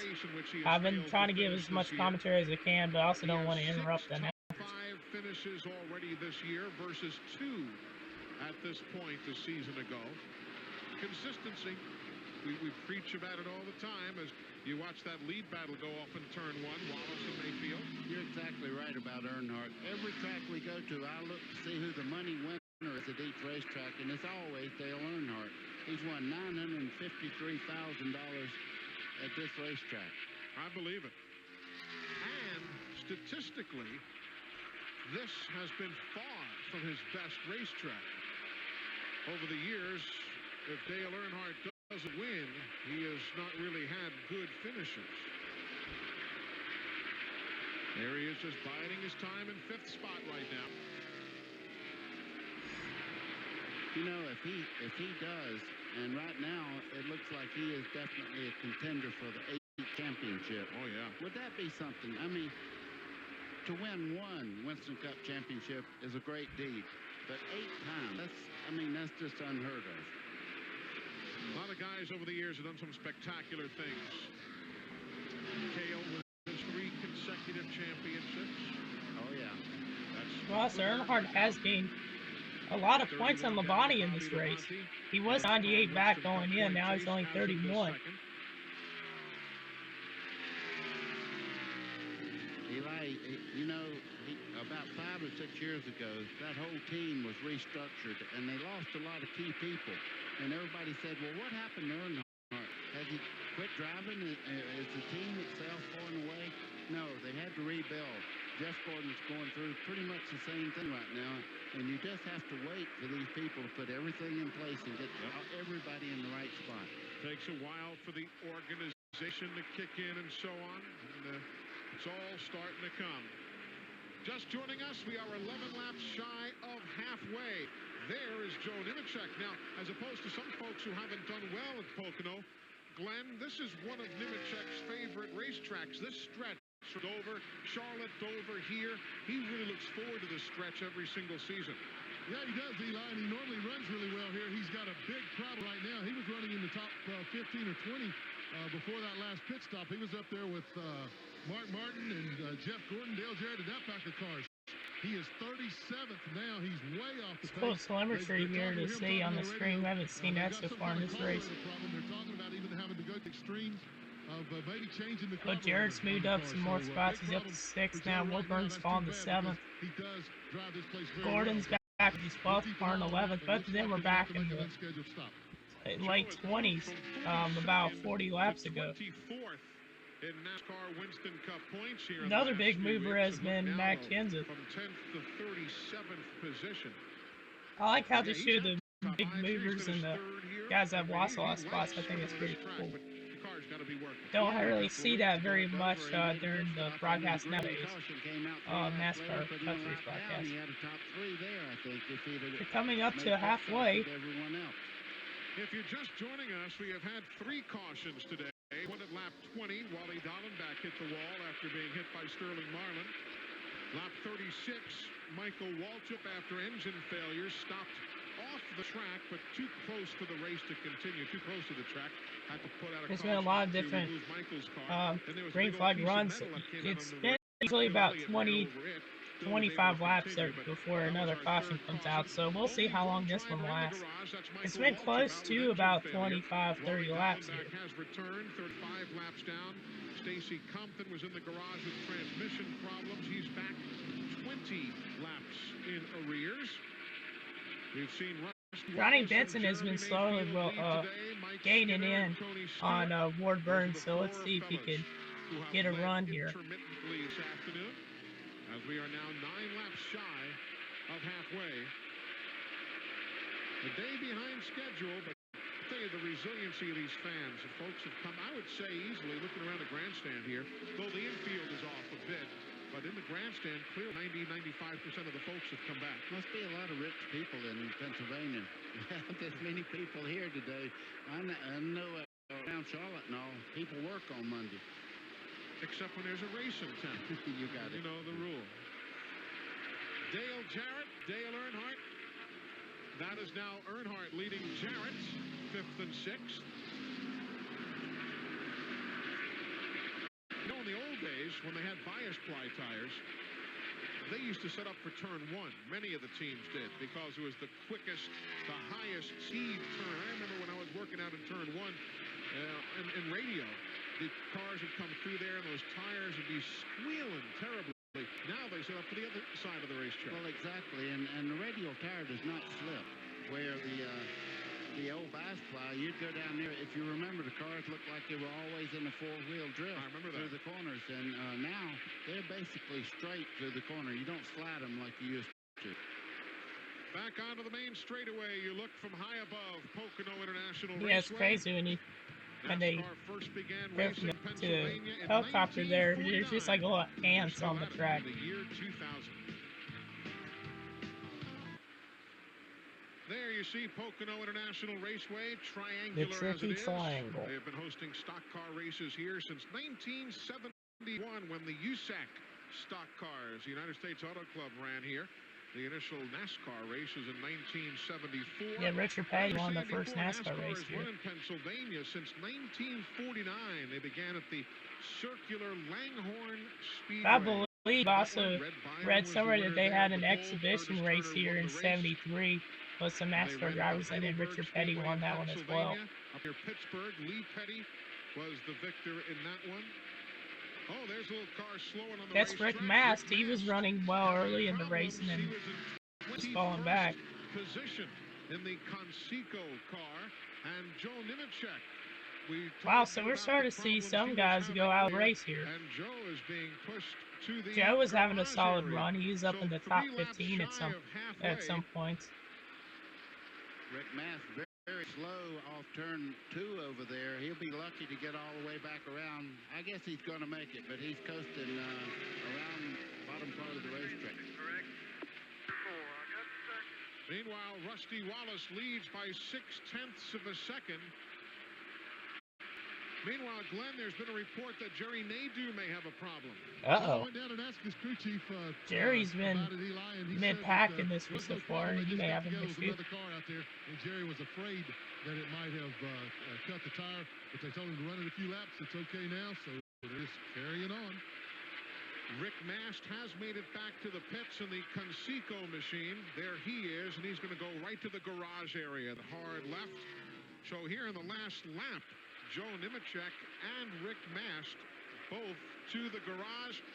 Dick Berggren, they almost made it to halfway. And Nemechek almost made it to the garage, but not quite. They're taking a valve cover off. Joe, what's wrong with the engine? Well, I'm not sure. Something happened inside the motor. You know, we were running so good there for so long, and just all of a sudden, we lost about a half a second on the racetrack in time, and just kind of felt flat. It just keeps getting worse and worse, so we got to see if we can fix it. Just too bad for Oakwood Chevy. Had a good qualifying run. I thought we were going to have a top 10 running car today, but that's how it goes. The disappointment is obvious. Eli? And he's wearing that special helmet that his son John Hunter painted for. Wallace has led a lot of the laps so far in this race. I know Stewart was leading a good bit earlier. He led at least 20 or 20 or so. Wallace, I think he's probably led around 40 or 50 at this point. Quite unique helmet. It really is a great Father's Day gift from John Hunter to his dad Joe, and they were very John Hunter. He's now running really well in the Xfinity Series. He won the last 2 races, in fact. That means we're halfway and this race is official. I wonder how the Xfinity race is going to go, because last year's Xfinity race was really solid here. And then the year before that was pretty crazy too.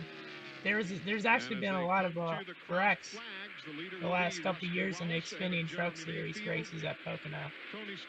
And so last year, Jeff Burton go for that wild ride on the front stretch, and then they had a really bad wreck, I think, with Justin Haley a couple of years ago in the Xfinity Series. It's on my I forgot what year it was, but it's on my worst Pocono crashes, because we are halfway through the race. Oh, we're halfway there. Oh, wait, not on a prayer. Yeah, that was cringe. But anyways, Dale Earnhardt still hasn't been able to get by Ricky Rudd yet. He's been on his tail a couple times, but just can't seem to make it past Mark Martin with his struggles. He's moved his way back up to the top end. This has been the longest green flag run, I believe, of the race so far. So we'll probably end up seeing pit stops soon. Editor of Speedway Illustrated magazine. Have you seen your latest copy? I have, and I will tell everyone out there, if they don't have it, order it. Man, Earnhardt lost a lot of ground on Rudd. And Jarrett slows down on him.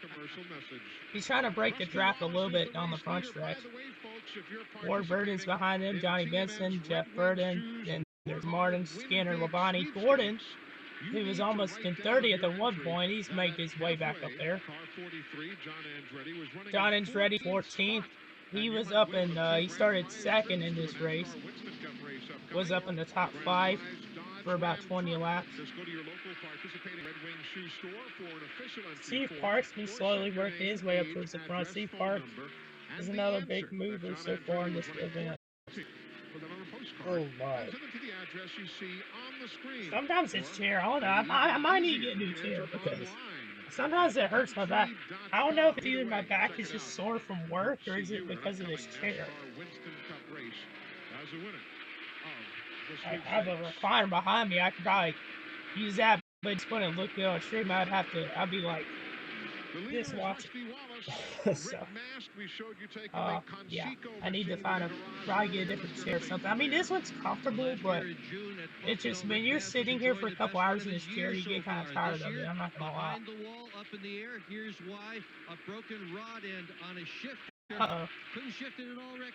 No, I went to downshift to third, going in one, and it just freewheeled. It just fell off. How does that happen? You know what I mean? You never see that happen very often. The Heim's going to come apart. But I just feel bad for the guys. They've worked real hard on this car all week to get it here. It was real competitive. Qualified good. It was competitive out there. We were adjusting on the car. We got it off one time. The last pit stop, we got it back good. I was coming back up through there, and that fell off. But this team Conseco bunch, they're pretty good. We'll get them at 2 points. And the crew is still working hard on this car right now, Eli. They really are. See some bizarre stuff happen sometime. Who was it? I guess it was Schrader a few years ago at Sears Point, where the whole gear shift handle came off and he was shifting with a pliers or something. Remember that? I did that at Riverside, and I was driving for Cotton Oil, and I come in and I just pulled the whole thing up. Looked like And he said, what do you want me to do? It looked like you have an octopus in your hand. Everything was just right out the floor. You and road courses, that was a love-hate affair. Yes, it was. I either ran pretty well or not at all. Yeah. And I did have a couple of top 5 finishes, but wasn't my forte. I'm surprised no one started to pit yet. A lot of guys a little bit. In years past, a little were bit not surprised. good road racers are looking forward to next weekend's trip to Sears Point in Sonoma, California. But today, Dale Jarrett still running in 6th spot as he works main straightaway here. Watch him shift. Right there, past the flag stand. That didn't take long. Now watch when he goes in the corner down here. He'll go into the corner, shifting right there again. Now, that's not really is it? I guess it's, yes, grabbing a new gear, but it's more of an overdrive setup with these transmissions, isn't it? Yes, it is, and it's only about 200 or 300 RPMs when you shift down like that. But boy, does it help on the short shoot over going through tunnel turn, and also down in this area, a little bit shorter straightaway on the back. Only 3 caution flags today.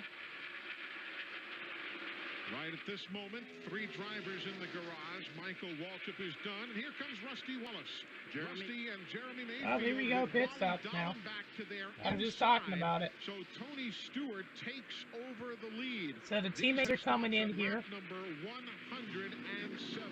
Good grief, we get a bunch of emails. I asked Robert Pemberton a while ago, Rusty's crew chief, and he said they thought they could go to around lap 110, so not getting the fuel mileage that they hoped for. No changes anticipated this time on Rusty's car. With 4 tires and fuel, Rusty's down and away, and his teammate Jeremy Mayfield still working on the left side tires. Now Jeremy's down and away, and he will lose a good bit of time on this stop exchange.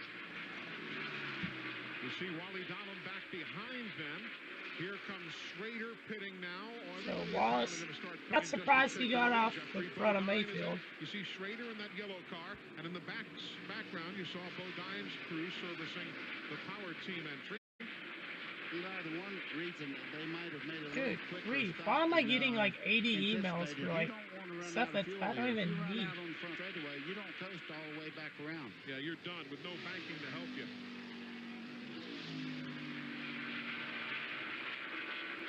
Johnny Benson's coming down pit Tony's road also. Indeed so. Pit stops now, the name of the game at lap 108.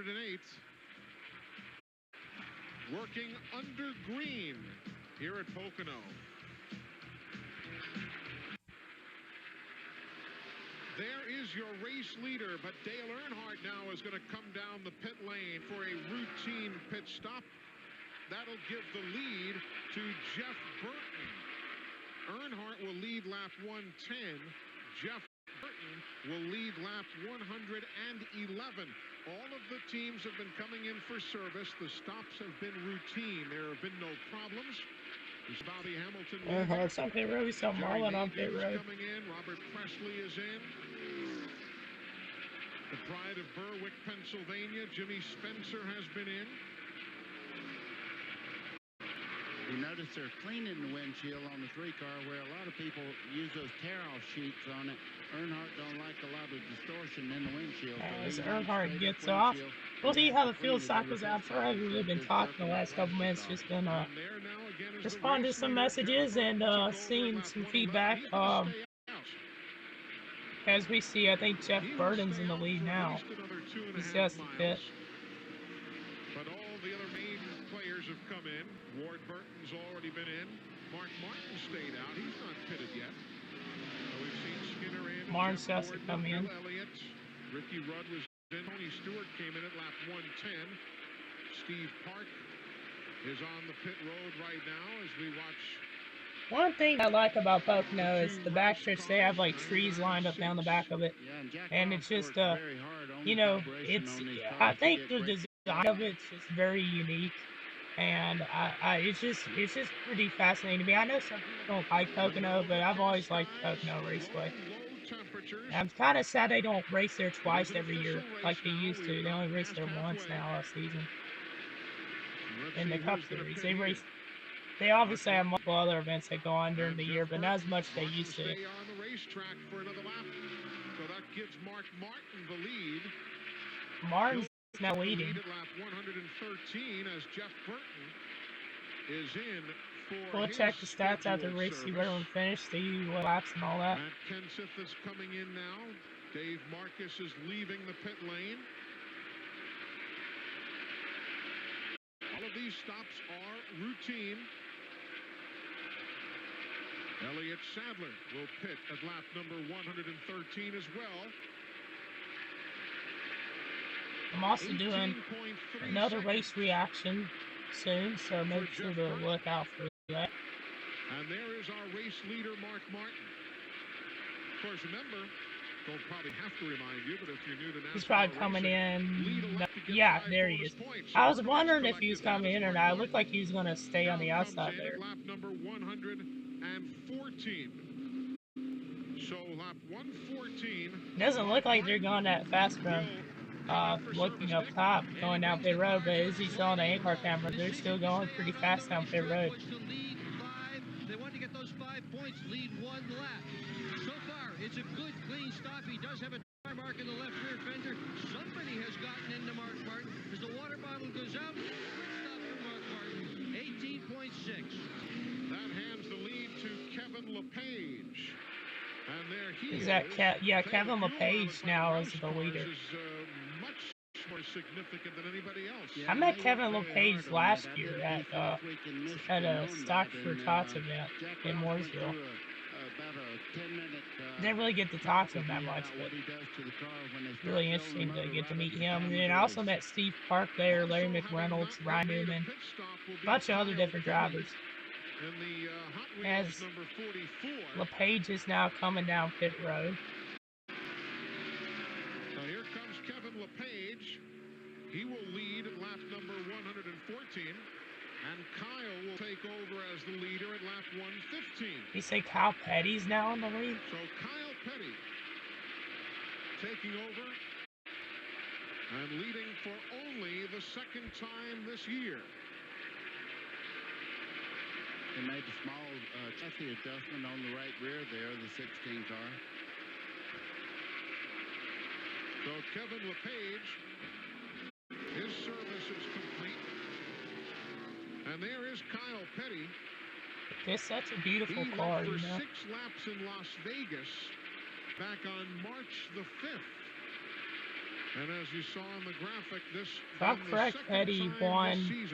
I believe he won a Pocono in '94, and if he didn't win in '94, then he won in '93. I know he won one of those years. So at lap number 115, Kyle Petty will come in for service. This is really the first series of stops today that have taken place under the green. And now we cycle back around to Rusty Wallace. So as everybody else has been in for their pit stops, we now cycle back around to Rusty. See how the leaderboard looks after this. 107 when he and Jeremy Mayfield came in for pit stops. Everything circles back around to where we were. Wow. Little John Force imitation there. I was thinking back when he won here a few years back. He got out of the car. He had a handheld camera, and he took pictures of the people in winner circle around him. That was really neat. That was fun. So the race leader is Rusty Wallace. I'm not surprised. When he comes back to the stripe, we'll have an official speed and distance differential. He'll be up by roughly 1.5 seconds.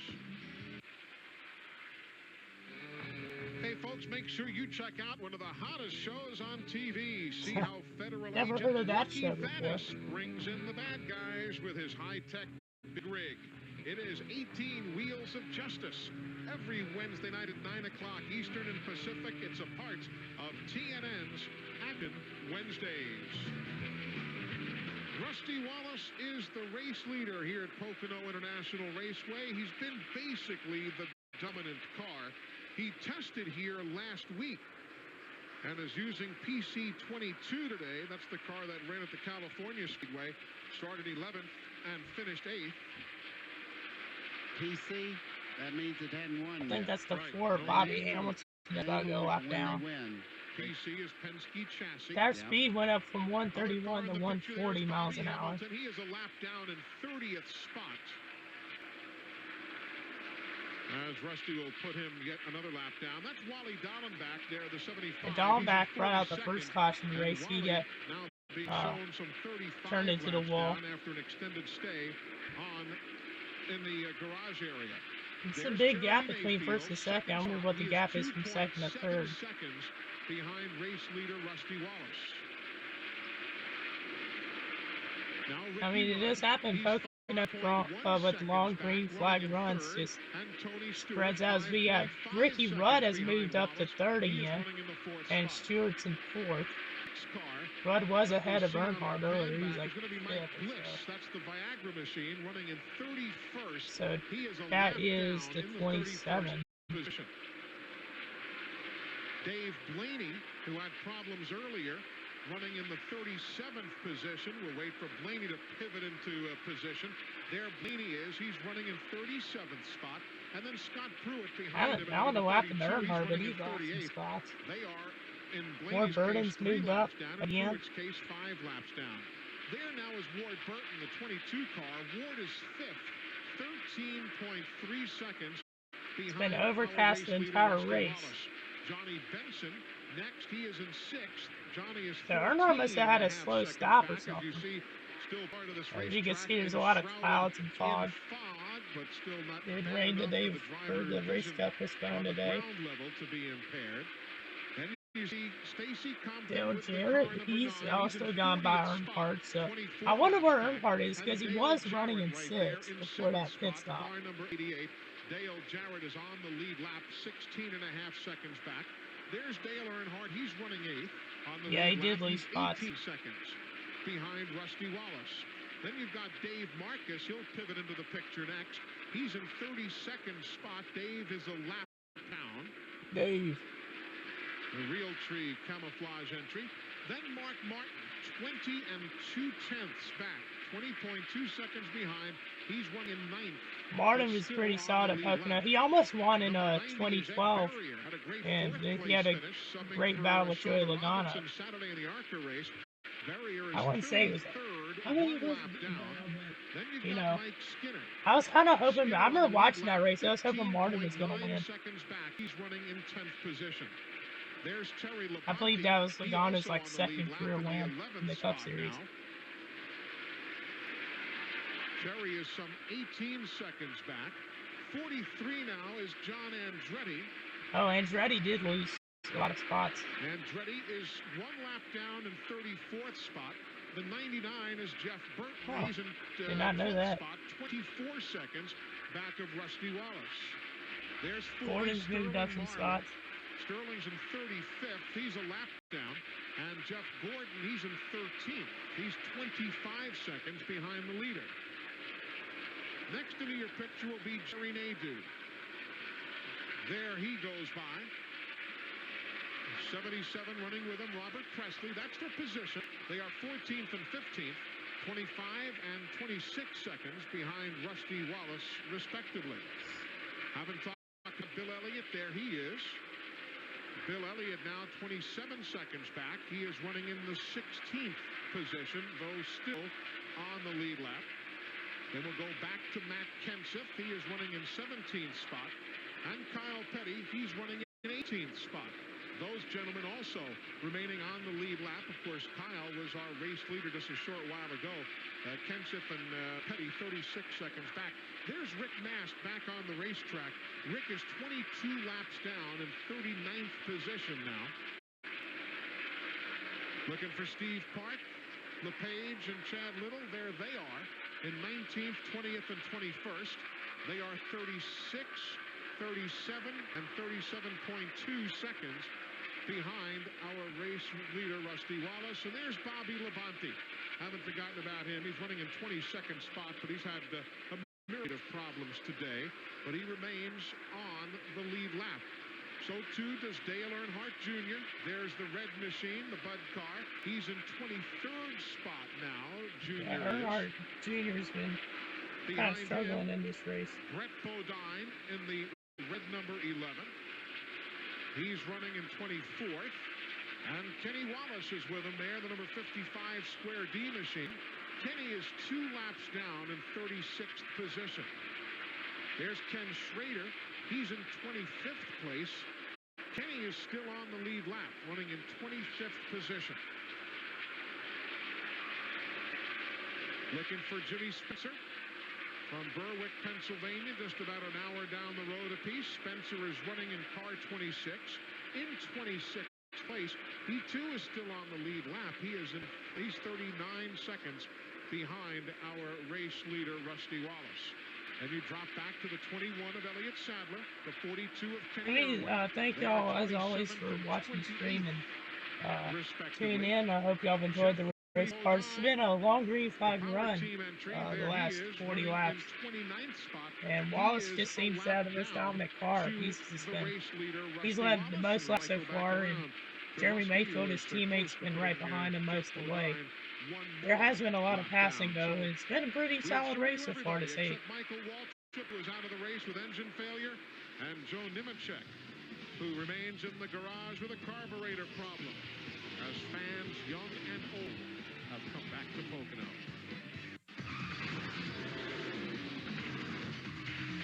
Make your move, Tony. I've never seen this commercial not that long ago. You know, times like these, I'm glad I'm driving the wide track Grand Prix. With handling like this and this, I can really turn a race around. On the way to the winner's circle, Wider is better. the wide track Grand Prix by Pontiac. Back at Pocono with a chance to remind you about wrenchhead.com with millions of brand name auto parts and accessories to choose from. It's easy to prove that you're a wrench head. Are you a wrench head? Wrenchhead.com. Parts online all the time. Buddy, you a wrench head? No, Mr. Lunchbox, I'm not. Mr. Lunchbox. Uh-huh. Little mudslinging, huh? Still early. 70 laps to go. Then you see number 28. Yeah, laps are flicking down now because of this long green flag run. Just feels like not that long ago that there was it was only lap 70. Now we're getting close to the end. Rusty Wallace, the race leader. Ricky Rudd. You know something, Dick Berggren? 3 top 5s in his last 5 races. A handful of second-place finishes here at Pocono. So Rudd is actually now second, so he did get by Jeremy Mayfield. Michael McSwain is a crew chief, and that's always an added bonus. Michael, how is your race? It'd be cool to have the leaderboard up in a few. We'll see if they show it or not. No, it's okay. Just like that. We already basically know where everyone is. If you've been following along, you know where everyone is. Somebody else's tire. What are you doing? We found a set of tires we really like, and we're trying to just keep one more set for the end. Saving the best for the end, Eli. That's the strategy you got to employ, whether it's here or anywhere. Got to be around and in contention at the finish. You see Rudd closing in on Kenny Irwin. Kenny was just put lap down. Oh! Did not see that coming. Looked like contact from Kenny Irwin Jr. there as Rudd was closing in. Stop car. Wow. I'll tell you that. Timmy Spencer, that came out of nowhere. I did not see. All of a sudden, I just see a car right in front of me just spinning around. That was definitely, I'm sure, made Rudd's heart's gonna be there. He probably was like, oh crap. Got a flat tire from Spencer. That is a corner where a lot of people tend to get turned off of from races I've seen here in the past. Coming out that corner, you just get more of a run than you expect, and you end up getting sacrifice. It's pretty common here. And now Wallace's huge lead has been shrunken. The car just wouldn't woe See if we get a replay. Let's watch it again and see what causes him to break loose the way he did. Spencer's in the 26. He goes up high there, the back of the car. He just got loose. I thought he got turned, but he just got loose. Great job there. They make and he ended up getting hit. And around goes Spencer, and it hits that grass. It looks like it picked up speed. I was wondering, like, for a second, I was like, there's no way you just slow down that quickly, but yeah, he got loose, and yeah, around he goes. Really picked up speed as it skittered across the lawn. The roof flaps did their job here. I mean, when Irwin had to check up. So, 4th caution of the race. Yeah, in the right rear corner of that car has a substantial amount of We'll damage see to if it where he anyone got comes up into in the pits. outside They've wall. pitted not that And long Kenny ago, Irwin so had we'll see if nothing to anyone do still there. I mean, chooses he to was go on the down. brakes, but when a car hits the wall like that, I'll it go just get some stops more water real automatically quick. right in front of you. So caution brought out by Jimmy Spencer, who's had a 4th place finish here. Remember last year on our telecast, it was on Father's Day, and he was leading? Right there, the same spot. Yep. He got exactly. into the wall. Exactly. He showed his dad, Ed, in the pits just cheering his son on in the same location. Jimmy had those problems just a year ago. So caution is out. If you're just joining us, only 2 drivers in the garage area. Michael Waltz with engine failure. Joe Nemechek, they're working on the carburetor on his machine. And here come the leaders with Wallace, Rudd, and Mayfield running 1st, 2nd, and 3rd to Dick Bergman. And the nose of Ricky Rudd's car is caved in. He has run into something. They were talking about whether to make it a 2 or a 4-tire change. So I'm back here at the pit road. See who gets up first. As they begin to work on the nose, a new grill piece going onto the front end of Ricky Rudd's car. He had been running in 2nd spot. Got to fix that to their own track. All right, Wallace with a good stop. Slow stop for Ricky Rudd, as they're fixing the nose damage from when he ran into the back of the 42. All right, so it looks like Wallace is going to get off first. Stewart may have gone off second. Yeah, he got off second. Ward Burden at 3rd. Great stop for Ward Burden. Donhart had a great stop. He got by Mayfield and Kenseth gained some spots. So Rudd, who was running in 2nd before that caution, has now lost a lot of ground he's got to make up. They're still working on the nose of that race That's car. not He good. had something pretty good, Eli. He sure did. Something good he hit was the back of Kenny Irwin. Looks like that's Spencer on pit road. Also, he's involved in that. Over Jimmy Spencer. It didn't look from the kind of an odd story, a little bit of a topic to bring up here. Just going to talk about this real quick. This I got 2 years ago. I still have it over here on my desk. But this is as they're showing the first caution of the race with Wally Dahlback. This I got at the Union County Fair. This was the same day that I wore my horse mask to the fair, right? If you haven't seen that video, it is on my YouTube channel. But they had this RC car race, and I dominated it and smoked the field and ended up winning, and they got this little small trophy there. Just a little bit of a backstory, a little bit of a change of subject. It's got less than an hour left in the race. Get you back now, or do I wait for the rest of the season? It's going to be an interesting restart here. See who can make some passes. So at lap 136, they are getting set to go back to green. There you see how your favorites did on the pit stops. Gee, 23 spots lost on pit road. Yeah, he came out 5th. The crew did a great job getting him in and out. 4 tires of fuel in about 16 seconds flat. Moved up 4 spots. Tremendous job here all week. Johnny's been pretty fast. I believe that's Jeff Bodine at 60. Yep. They're looking for a good. Johnny Benson Jr.'s had a really good race. I know he hasn't led any, but he's had a really solid race. He's 5th right now. I told you how good Earnhardt's stop was. A lot of lap down cars on the inside. John Andretti, who was running well. I was like, is his car going to fall off? Well, it seems like it. He's now lap down. So he's going to try to race his way back on the lap, and we are back green. Oh, the green flag flies again here at Pocono. Lap 137 wrapped. Almost 60 to go. Oh, Bill Elliott's on pit road again. So he was trying to come back up through the field, and now he's pitting as they go back green. The sun must have not been right. Maybe they didn't get everything tightened. You would have to think maybe that good restart here by Wallace. He's able to pull away. Lost side by side from 15th on back. Andretti pulled up in front of Earnhardt.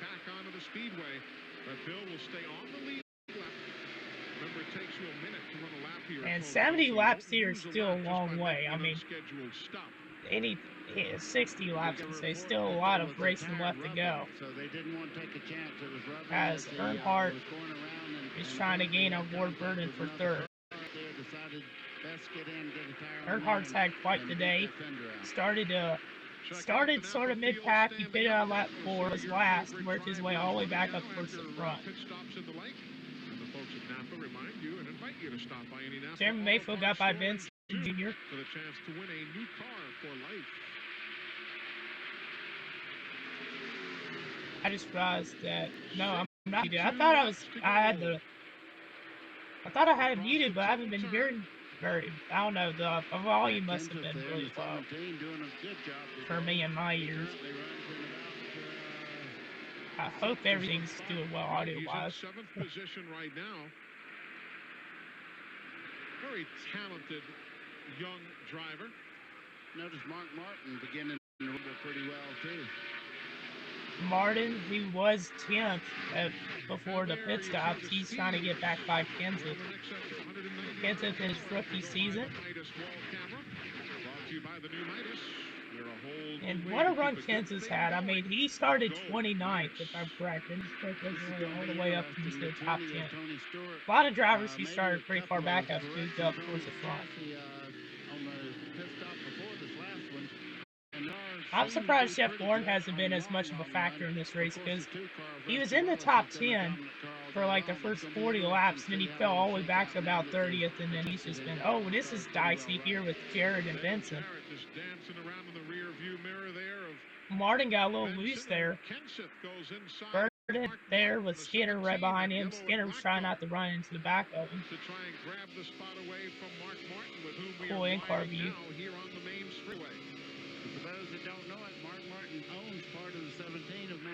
Oh man, I was hoping it would stay on so I could see him hit the brakes and turn 1, see if he was shifting at all. Probably not. Uh oh. 3 wide for positioning. Got Ward Burton, Earnhardt, and Mayfield. Mayfield's able to pass them both. What a move by the 12. Earnhardt's still able to. I was going to say, I thought he was going to stick beside it, but wasn't able to that time. Jeremy gets good forward bite off the corner.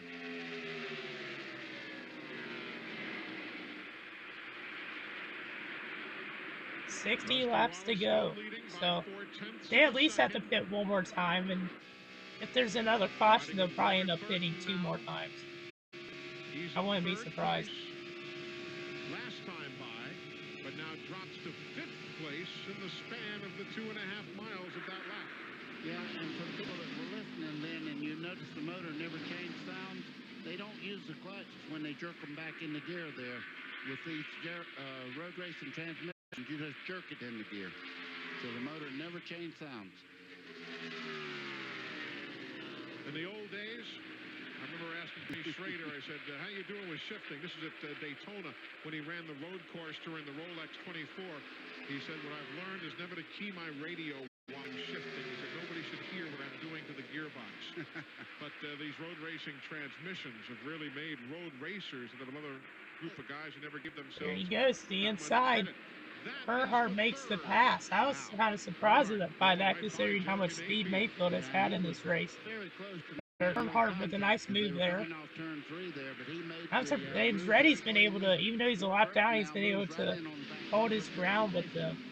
So we've got a Ford leading a Pontiac, leading a Chevrolet in the top 3. Ball's and that's just running away. Usual here at Pocono, because Chevy, Ford, and Pontiac have each enjoyed wins here in the last 5 years. And if you want to know wow, look at this 3 wide. It's like a restrictor plate race at Talladega. Yeah, that's pretty cool. Going through that tunnel turn. Well, that's why they make the big bucks. They're smart. You gotta think. I remember Darrell Waltrip told me years ago, and maybe folks' opinions have changed some, but the turn 2 is the single toughest turn in all of NASCAR racing. And I asked him, even tougher than some of the Darlington turns and so on. He said, yep. And you can get in more trouble more easily at number 2 at Pocono. Wow, look at that. Almost 4 wide there. It's not even the restart. This is some good racing. Ricky Rudd's making his way back up there after having some adjustments on the pit stop. They had to work on the car a little. Stewart's trying to close on Wallace. Dude, Wallace has had to have led over 100 laps so far. At lap 116. We're now at lap 143. Back after Poor Bird at 32nd of fifth, impressive. Friday night on TNN, the Monsters will be out. The Monster Job. The Major Slam. It's the Monster Mash. Let it all hang out. Check out the action on TNN Motor Madness. Friday night at 10 Eastern and Pacific. Gravedigger. It's a part of TNN's He Thrill Zone is, Friday. I mean, they just very iconic. There you see the spread among the leaders. 0.3 of a second, maybe a dozen car lengths from Rusty Wallace back to Tony Stewart. Kyle Petty has taken his car to the garage area. As you see, third place Dale Earnhardt and fourth place Jeremy Mayfield. Kyle had this problem on the Long Pond straightaway. Yeah, down the back straightaway. This is Kyle Petty's car there. I'm getting a lot of texts this morning. Almost gets into the back of him. You saw smoke. I'm not saying it's a header problem. pipes, Yeah, exactly. The motor a lot going on. He did a very smart thing going hard left in a hurry, but he almost got collected. And Kyle drove around to the garage area, and it is apparently done for the afternoon. Tough break for Kyle Petty. He will become the third retiree in the event. Joe Nemechek is still in the garage. They're still working on his car. And Michael Waltrip with engine failure back on lap 36 will be the 43rd place finisher here today. Lap car, Dave Marcus there came out of nowhere on that camera shot. Dave is building up some speed now after coming off the pit lane for service at lap 146. I tell you the truth, I believe if Jeremy Mayfield and Dale Earnhardt catch these guys, they're every bit as fast as the lead cars at the moment. Stewart still just hasn't really been able to gain ground on Haas. It seems like Earnhardt and Mayfield have gained on them, though. They seem to be faster. It's a good battle for third. Yeah, that's going to change it. Well, they fell back in and started following each other. Jeremy had an idea of getting by Earnhardt, but Earnhardt got a better drive off the corner. Just about 3/4 of the way through this Pocono 500, delayed one day by rain.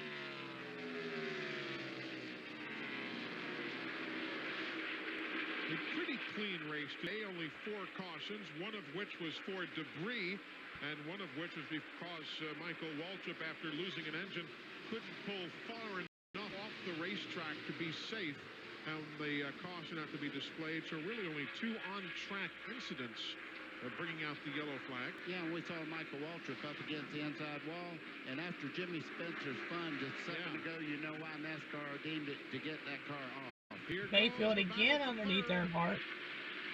These guys are really fighting hard here. It's like they're battling for the lead.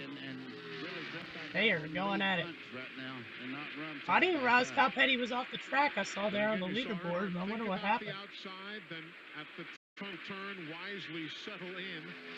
Again, we call it the tunnel turn. It goes over the tunnel that leads beneath this racetrack from the infield to the area outside the track. He allowed 2 cars running nose to tail, or about a half a second quicker around the racetrack than what we're doing right now side by side.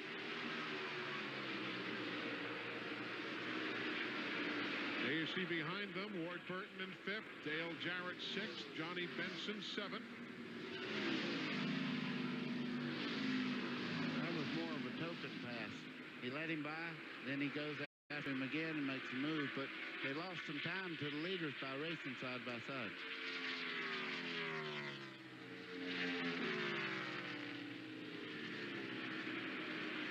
Still heavy overcast, but it is getting a bit brighter. 50 to go, 3/4 through the race. Has lifted and It's been a really good one so far. Pocono Mountains now, but the ceiling itself. If I were to give it a race grade so far, I'd probably give it like a 9 or an 8 out of 10. A tick brighter. Yes, that's a scientific term. A measuring device in the South. I know what it is. Exactly right. Ask anybody in Alabama. They'll tell you what a tick is. Ward Burton got by Dale Jarrett. So Rusty Wallace continues to Ricky lead. Rudd, after losing a lot of spots in the last pit stop, is up to 13th. He is on the move. He's one of the fastest cars in this race. Wallace there on the backstretch went a little low, trying to break the draft from Stewart. Junior, Dale Jr.'s moved up some spots to 23rd. He was around 31st. And Bill Elliott, he had to make that pit stop under green. He's back in like 25th. He was up in 10th at one point. I was the 1993 ARCA Rookie of the Year. I don't even know. I got my first career NASCAR Winston Cup victory at Pocono 2 years ago. Right here Alright, who is that? Take a good guess. I think you'll figure it out. You know me. You know me. I drive the number 12 Mobile 1. Must have been Mayfield. I thought Mayfield Racing, and I'm going for my won in 98, not 97 at Pocono. You Know Me is brought to you by your neighborhood Citgo. Okay. Well, that makes sense. The ongoing I just thought it was going to be some driver that wasn't in the race or something. I had a feeling it was going to be something like that situation. Stewart has actually gained a little bit on Wallace. Just a little bit. A lot of green flag runs the last 70 laps. Earlier and whatever other problems ailed that team. Joe Nemechek back on the Jared's trying to find a way to slingshot by Burton. He was up on his tail. Now he's going to make the dive. It's the battle for fourth. No, fifth. Stop for fifth. No, because they're closing in on Ford Burton, right now. the third in points coming into this race. Very surprising to me. I did not know that. I wonder where he finished in points. I have to look at that afterwards.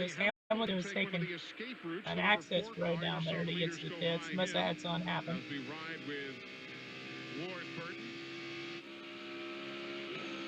And the shifting from Dale Jarrett. Oh, he grabbed that one. Mayfield still right on Earnhardt's back bumper. Would an automatic transmission ever work in a scenario like this? Top six is pretty far spread out from everyone else. There's two, then another 20 car lengths for 2 drivers, and another 30 car lengths, 2 drivers. As Jarrett makes the run underneath Burton and finally clears him. So the Morgan McClure team now joining Michael Waltrip and Kyle Petty in the garage.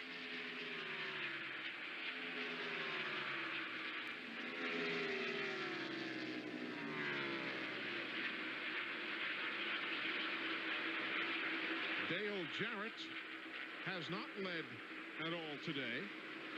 Rusty Wallace, Jeremy Mayfield, Mike Skinner, Tony Stewart. Then during pit stops, Dale Earnhardt led, Jeff Burton led, Mark Martin and Kevin LePage and Kyle Petty. They all led during the exchange of green flag stops. Ricky Rudd, meanwhile, running in 10th spot, Glenn, not where we've been used to seeing him today. Well, Eli, you know, with that problem that they had when he got in the back of Kenny over there, those guys did a great job on repairing that car. I've been watching Ricky's progress through the field. Like you say, he's up to 10. As I was talking about, Rudd's been moving up some. Since I restarted, he's up 15 spots. His lap times are just as good as anybody else's out there. So when he's in free traffic, that's what you have to look for to see if that nose problem is an aero problem for him. Make sure to hit that subscribe button right now. Seconds behind now. If he could get a caution or something, actually about 10 seconds. Hope y'all have enjoyed the stream. Thank y'all so much for tuning in. I appreciate y'all's support. He's still running very, very strong. And I mentioned Kevin LePage. Hope y'all have been enjoying the stream. I know that sometimes I haven't been talking, but then again, keep in mind I'm recording other race reactions today, so I'm trying to save my voice a little bit for this too. And also just behind him, Bobby Labonte, who stepped it up a little bit, even with the problems that we know he's having with the car being very hot inside with the exhaust leak that he has in the car. Kevin LePage, he led earlier on in the race. He's now running 11th. Mike Skinner's fallen back some, so is Kenza. Gordon's 16th.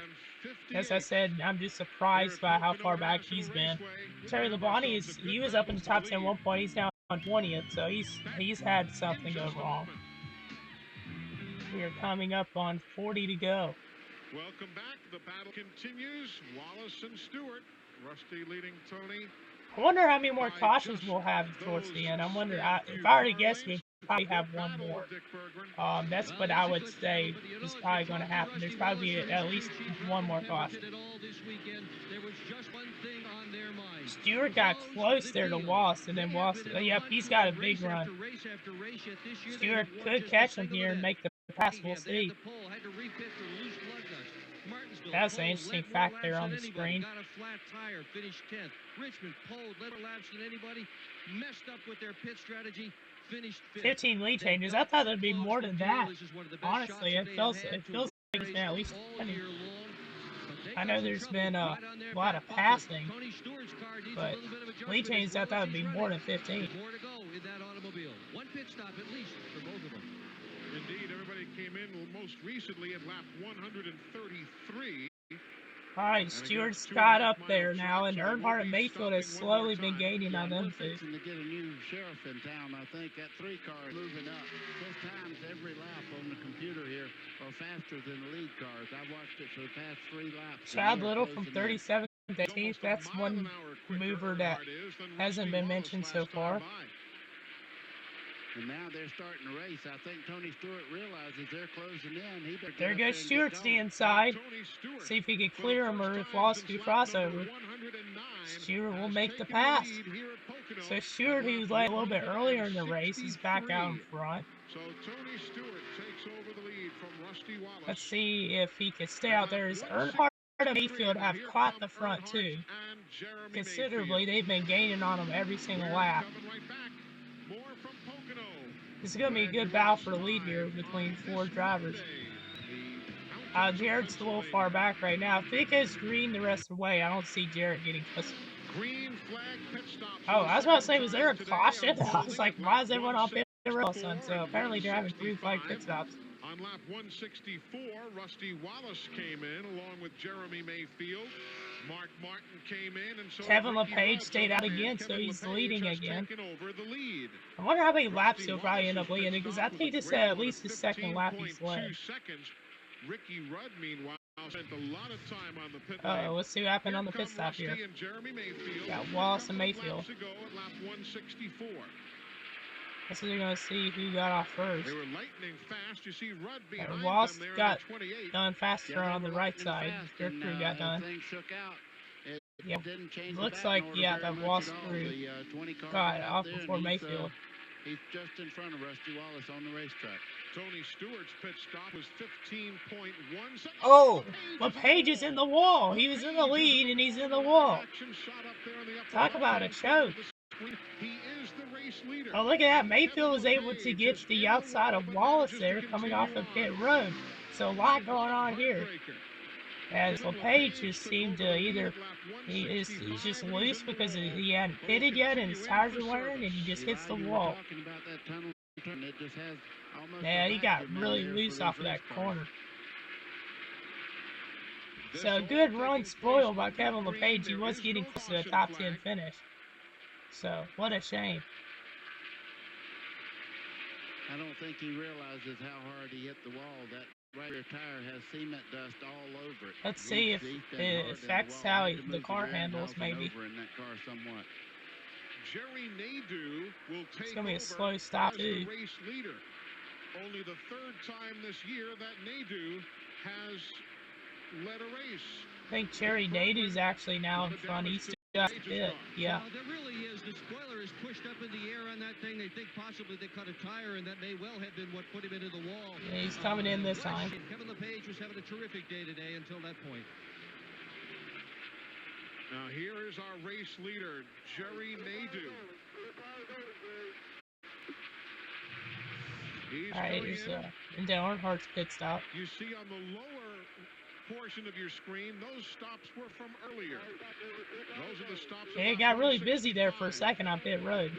Now as Nadeau pits, Brett Bodine. Earnhardt was not that far behind Stewart on that pit stop, and then Dale Jarrett gained on Earnhardt. Yeah, he just got loose. Cut the tire. The left rear, you saw it happen. You saw a big old fly off as he must have cut it down somehow. I think 11 cars in the lead now. That'd be surprising. Car, Brett Bodine That's pretty crazy. A lot of different leaders actually in this race, been pretty solid. A lot of different leaders, passes. Man. On the 12th of March, Eli, he's got a little bit. We're closing in on 30 to go. He's gotten into the back of somebody. You can see the hood right I wonder there, what that damage is from. Just a little bit, but what a great run! And he has a new crew chief here, and he's been pretty good all day long. Mike Hellman has joined that team.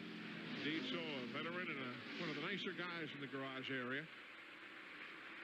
Joe Nemechek is pitting. They are going to black flag Kevin LePage. Here comes Nemechek, who is already running some 60 laps down after a late. Yeah, Nemechek had gone to the garage early in the race. Jarrett's now trying to make the pass on the outside of Earnhardt. That's a risky move. But Jarrett seems to be really fast all of a sudden. He's kind of like back in neither. He's been in the top 10 almost the entire race, but there was one point where he fell back to like 15. So Jarrett's car seems to have come alive there. Right now, as Brett goes off in No, Todd Perrodin. The 88 crew definitely made some adjustments in this race and have made the car faster.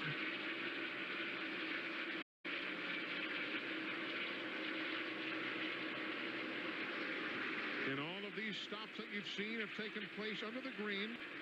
Brett's best finish here was a 4th in 1990.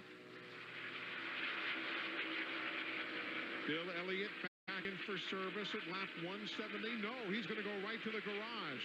So, Elliott fans, your man has just gone directly to the garage area. Glenn, what finally put him out? What are they saying? Eli, we just got a report right before he came down pit road that there was smoke coming out of the car. And when all right, now he's coming into the pits. When Bill Elliott came by. And Elliott just, he's had an up and down day. Now it's gone from bad to worse. It was not running. Smoke had been reported. Tough luck. Last time I made a lap here, though, there was smoke coming from my car as well. So that was an accurate statement. Here comes the leader, Brett Bodine. He is in for service now. Tony Stewart. So the 21 Sitco car. So Stewart is in the lead. Wallace is second. If I were to guess, Mayfield's third, Mayfield's third, Jarrett's fourth, and Earnhardt's fifth. Here comes Rusty Wallace. Here we go, telemetry again. Yeah. Sadler's seems to have been struggling a lot in this race. As you saw there, he went from like 180 to about 140 in that corner. 130. Dave Marcus, he's a couple laps down in the 71 car. Everything will sort back around here in just moments with Tony Stewart leading Rusty Wallace and Jerry Mayfield. That's how it will all shake down. Sterling Marlin is making a pit stop at lap number 171. This is a cool camera angle. I wish they would have more of these nowadays. And the new leader is now the 20 of Tony Stewart. So everything cycles back around here at Pocono International Raceway. The man who has led many a lap today, Tony Stewart, trying to go for the three-peat. Back after this. That'd be really interesting if he could do that. Tony Stewart has spread the lead by 1 4/10 seconds. You know the story. He's won 2 races in a row now in NASCAR Winston Cup competition. Trying to make the three-peat. Here comes Jeffrey Bodine. Now, he had not pitted in this most recent sequence, so he will come in with the power team entry at lap number 176, and the crew going to work. You know that Jeffrey Bodine ran a USAC stock car race here years ago in a Dodge Challenger. Blew the engine that day, but he's been here a while. Yeah, and they're putting ether in that car. It was out of fuel when he came in. They were shooting ether into the back of the air cleaner there to get the car cranked. Meanwhile, out on the racetrack, Kevin LePage missing some sheet metal, Dick Berggren, but running nevertheless. I know where the sheet metal is, Eli. Here it is. Kevin LePage ran a couple of laps. This thing just dangling off the back end of his race car. Really scared a lot of the mechanics on pit road and went running over to NASCAR, said black flag him. They did. Kevin came in. Mechanic pulled on this, and now it's going to be some race fans souvenir in a den somewhere. I bet it will be. Remember that day when Junior Johnson had dove over, grabbed the old bumper off the car and just yanked it with his bare hands? Yeah, and he could do that if it was hooked on. Indeed so. There you see second and What third is this having video swapped someone around. sent me?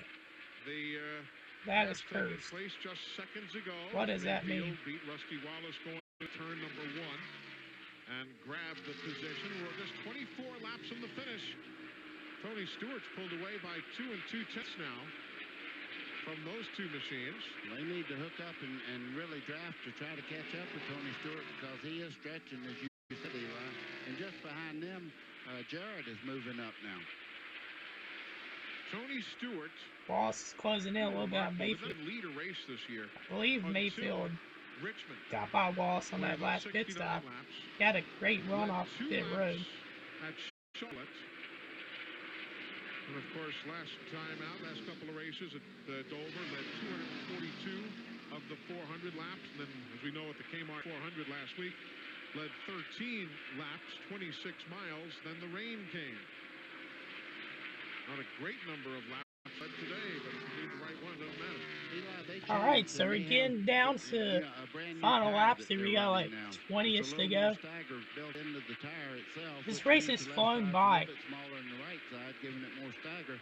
And what's happened there is all the notes that they had from last year are basically no good. So a lot of people were searching, and I think Tony Stewart and all the guys finally worked it out, and they've got the car handling the way it should again.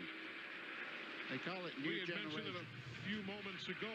We had a swap for second spot going off into the corner. Jeremy Mayfield and Rusty Wallace. Here's how that looked. It looked easy. Yeah, there's the passes that they were talking about. Is Mayfield goes by Wallace. And Mayfield had second, and Glenn, Rusty's fallen off the pace just a little bit now. Yeah, Eli, his lap time's really slowed considerably compared to the other guys in the top 5 right now. In fact, he is the slowest running car in the top 5, or actually all the way down to about 8. I haven't seen Jared in Earnhardt in a little bit. They're probably like a couple seconds back of Wallace. And it just, for some reason, just doesn't like this set. Car is very, very tight, particularly off of turn 3 and over in the tunnel turn. So Rusty having a handful right now. Dale Jarrett is running well. He's in 4th. Yeah, and he's 22 to go. Pretty quickly now. Almost 21. 21 laps in the finish as we ride with Dale Jarrett on the main straightaway. Going down into turn 1, he'll shift back again and really head down that back straightaway. That's all the times that they shift around the racetrack in that particular car. There comes Jarrett back out of the corner. He's Scott Pruitt in the Tide car, giving the contenders all the track As room Jared's now closing in on Wallace. Where will he make the pass, do you think? Jared, as I mentioned before, his car has gone way faster than it was earlier. He's on the move. And it seems like the sun's coming out a little bit as well. Jimmy Spencer, they just blew by him. He had spun out early. I would say somewhere about right now, he'll look for the bottom part of the racetrack and motor right up the side of him as they come down the front straightaway. And while this is unfolding on the racetrack, Johnny Benson has just gone 20 to the to go. garage area. What a heartbreaker for the Lycos team, as well as they've been running all day long. Mayfield's now in a lot of lap traffic. 12 is Mayfield. He is 2.9 seconds behind Tony Stewart. And now Jimmy Spencer going to the garage also. So all of a sudden, after a limited attrition rate for much of the day, we have seen Bill Elliott, Johnny Benson, and Jimmy Spencer go to the garage here in the last few moments. And Rusty continues to fall back. Dale Jarrett passed him just a lap ago, and he's already put about 10 car lengths on. Let's see if the lap cars hold up Jared here. We are at Pocono International Raceway on a Monday. Stewart's pulling away here unless a caution comes out and may be over. Three-peat in Winston Cup racing. Ricky Rudd's back in the top 10. Oh, there we go. I was just talking about it. There's be a chance of caution, and there it is. So not surprised. 5th caution of the race. Mid-size at best. Gremlin. Yep. A lot of gremlins getting to that race car here today as they went up into the wall and he probably got loose. Either he got loose and hit the wall, he got contact and hit the wall in turn 2. Oh, this is turn 1 actually. Yeah, they caught tail end of it. This was not far in front of the leaders, or around the leaders. A few moments prior to that, Brett Bodine, who had led here just a while ago, oh no, engine failure, and you see he's not even been problems able to for make it Bodine. though he is. So I'm He led some laps during the last pit stop cycle. Did not bring out the caution. The incident happened unrelated to that. So caution see is if there out is for the anyone going to come down pit road. And I would that say nice so. 2.9-second lead that Tony Stewart had has gone bye-bye. It'd be smart move to pit. Like you're coming in. Let's see who's lying and who's coming. They're all coming in. These stops will be at lap 184. Lap 184. Let's see what the leaders do. Glenn? And Tony Stewart brings the Pontiac in. I have not been able to tell. I just got into their pits, and I don't think they're going to make any adjustments on the car. When this thing is on, oh, they're only doing 2 tires. Right side, Tony Stewart. He stalled it just a little. He's down and away. 2 tires. Stop for him, Dick. Jeremy Mayfield also at 2 tires. They had a big discussion with Rusty Wallace, his teammate, about whether to go 2 or 4. Rusty kept saying 2 don't work, 2 don't work, go 4, go 4. Jerry made the call to go 2. Rusty made the call to go 4. We'll see how that all shakes out. So some guys went with 2, some guys went with 4. Earnhardt gets off pit road first. Mayfield gets off second, Jared third, Stewart fourth. Rusty Wallace, who's led the most laps so far in this race, has lost a lot of ground. Hard luck guy at times here at Pocono, Rusty Wallace. I can tell you the Earnhardt. I'm sure Wallace is not too happy about that. Dale Earnhardt right now in the 4th spot. Everybody's going to sort out. It's going to be an interesting finish. As we near the finish here at Pocono on a Monday.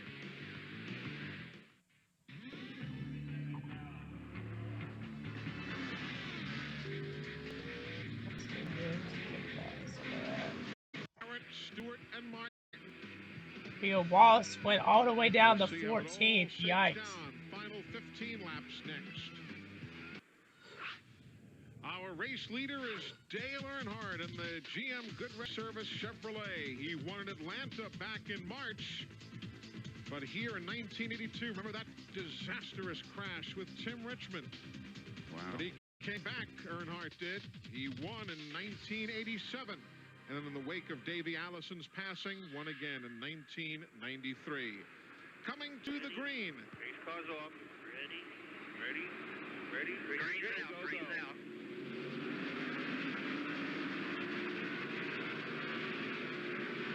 Back green here, 12 to go. And they're fanning out 3 wide. Very nice. Pocono restarts are always fun to watch. A lot of big stories here, Eli. Alrighty, here we got Earnhardt, but Mayfield's on the outside. Earnhardt cleared him that time. Mayfield's going to try to crossover. Side by side throughout the field. Wallace trying to work his way back up there. He's in desperation mode after that pit stop. He lost a lot of spots. Gordon's back into the top 10. Did not realize that. Mike Skinner's worked his way back to the top 10. Oh, one car may have hit the wall. Okay, guys, thanks. You know, Tony Stewart came out 4th after his 2-tire change, and the reason that he lost the lead and came out 4th was, as I said, when he made the pit stop, the car stopped. Looks like Martin was underneath Stewart. Right now, he's got a couple of lap cars between he and Dale Jarrett. Earnhardt trying to break the draft with Mayfield down the straightaway. 190-ish miles an hour going into turn 1. Well, Ricky Rudd is coming from the back of the field now, and he's making a move on Mark Martin as they go through turns 1. Here's Ward Burton. He hit the wall coming out of turn 2. That's the tunnel turn, running in 21st spot, and he is coming into the attention. So Ward Burton, who was running well, is now on pit road. He's probably the one that may have hit the wall. Because he's right up front in the points this year. Finds himself coming into the event.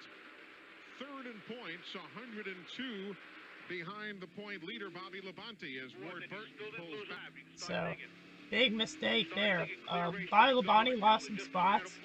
I saw Junior, Delnard Jr. moved up a good bit. Things you don't have to on the leaderboard. want him to get on it there. They look like a snake slithering down the front stretch. Coming to 10 to go next time by. It's been a really good race.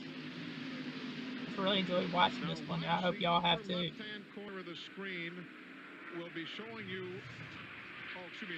I hope my commentary added something to the stream. I hope y'all found some of the discussion topics interesting.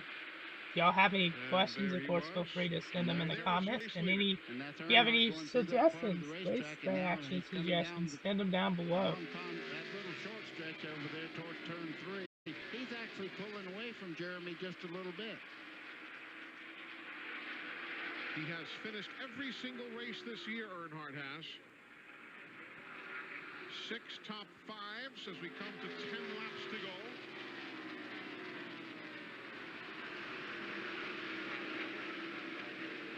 Boy, my hat's off to Ricky Rudd. As we watch him go down at turn 1, he was at the very back of this field, had no...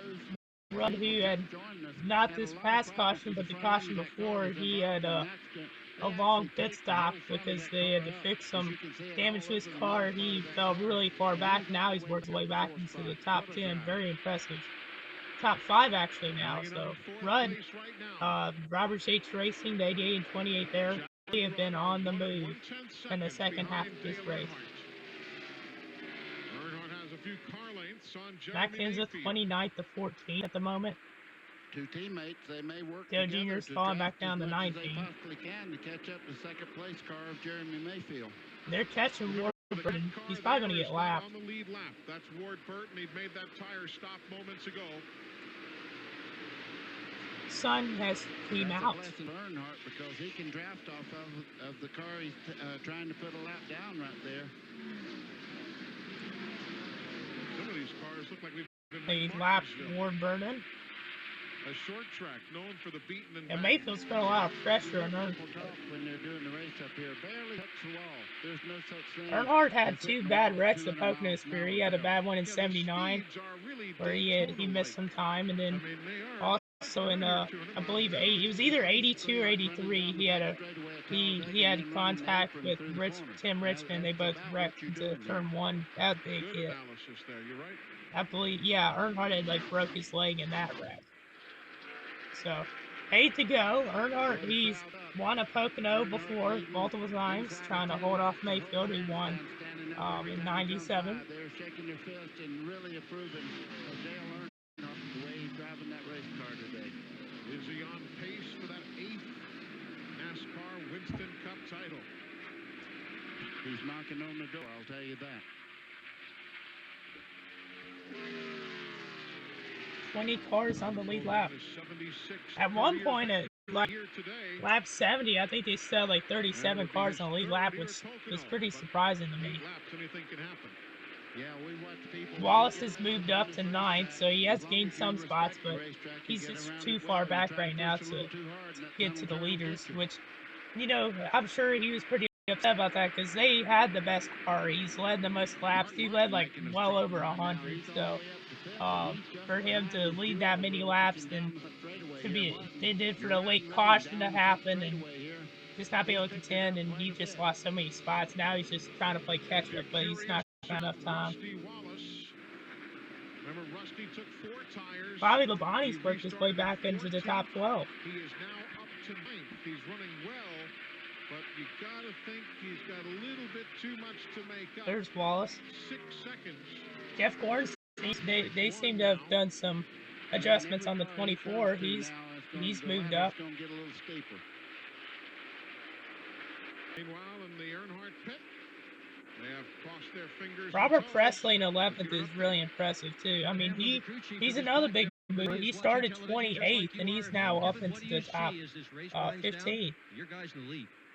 I think the GM Goodrich Service Plus guys. Just getting my fingernail back, but it not feel good. They've kept us in this race. We kind of ran into Evan Hamlin. Bumped fence with Mark Martin, pushed our right front in, and the pit turned to green early, 4th lap in the race. That just felt really weird. We fought our way back, and hopefully we can just hang on in the front here. Okay, good luck to you. Getting close to this being an all Earnhardt all the time weekend. Remember on Saturday, Kerry Earnhardt Dale's son won the ARCA race. The ARCA Bondo Mark Martin in Series 5th. He ran got here by Saturday. Stewart. Kerry got his first career victory in that division. And Earnhardt looking for his second victory. It's not Coming to nice 5 to be go. The dad and not have as Great many battle wins as here your up front. son. The son, Dale Jr., has 2 wins already this If you haven't year. yet, hit the like button, And, subscribe. of course, Earnhardt only has 1 so far this year.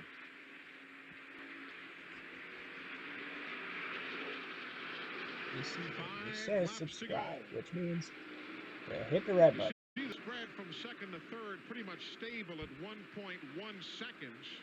Cringe. There you see the differential. Then there's another 1 second back. Rudd just hasn't seemed to get a good run on Jared. He can't, like, he's been gaining on him, but he hasn't been able to get a good enough corner exit. Seems to slide underneath. Martin's been gaining on them. Stewart, I'm surprised Stewart's fallen back a little ways because Stewart, he's led a lot of laps today too. So for him to be this far back, I'm not surprised. I thought he'd be in the top 5.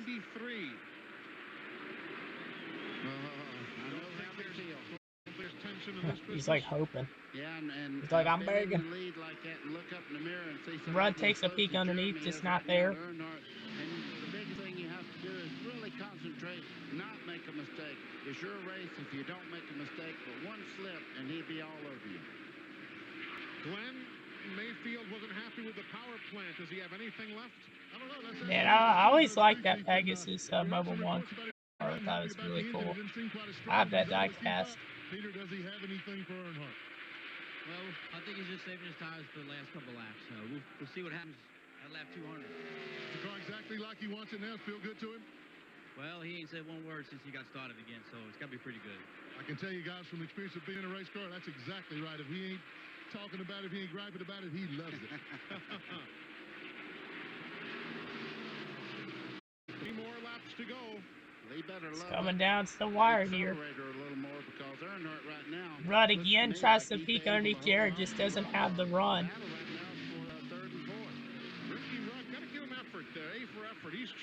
Jared's not giving in easily to his teammate, I'll tell you that. He's holding strong there in 3rd.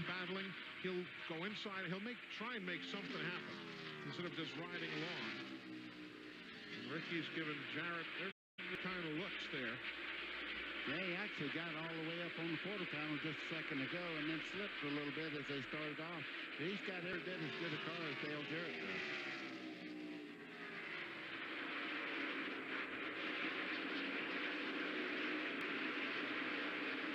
Jeff Burton did get by Gordon, and Skinner got by Wallace. That's surprising.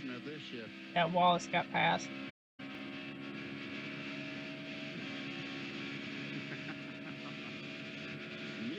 Love this in-car view. That's the first time I think they've shown Rudd's in-car view this entire race. They've shown Martin's, but not Rudd's. Mayfield's cooling those tires. Coming down to 2 to go. This race has flown by, even though it's 200 laps.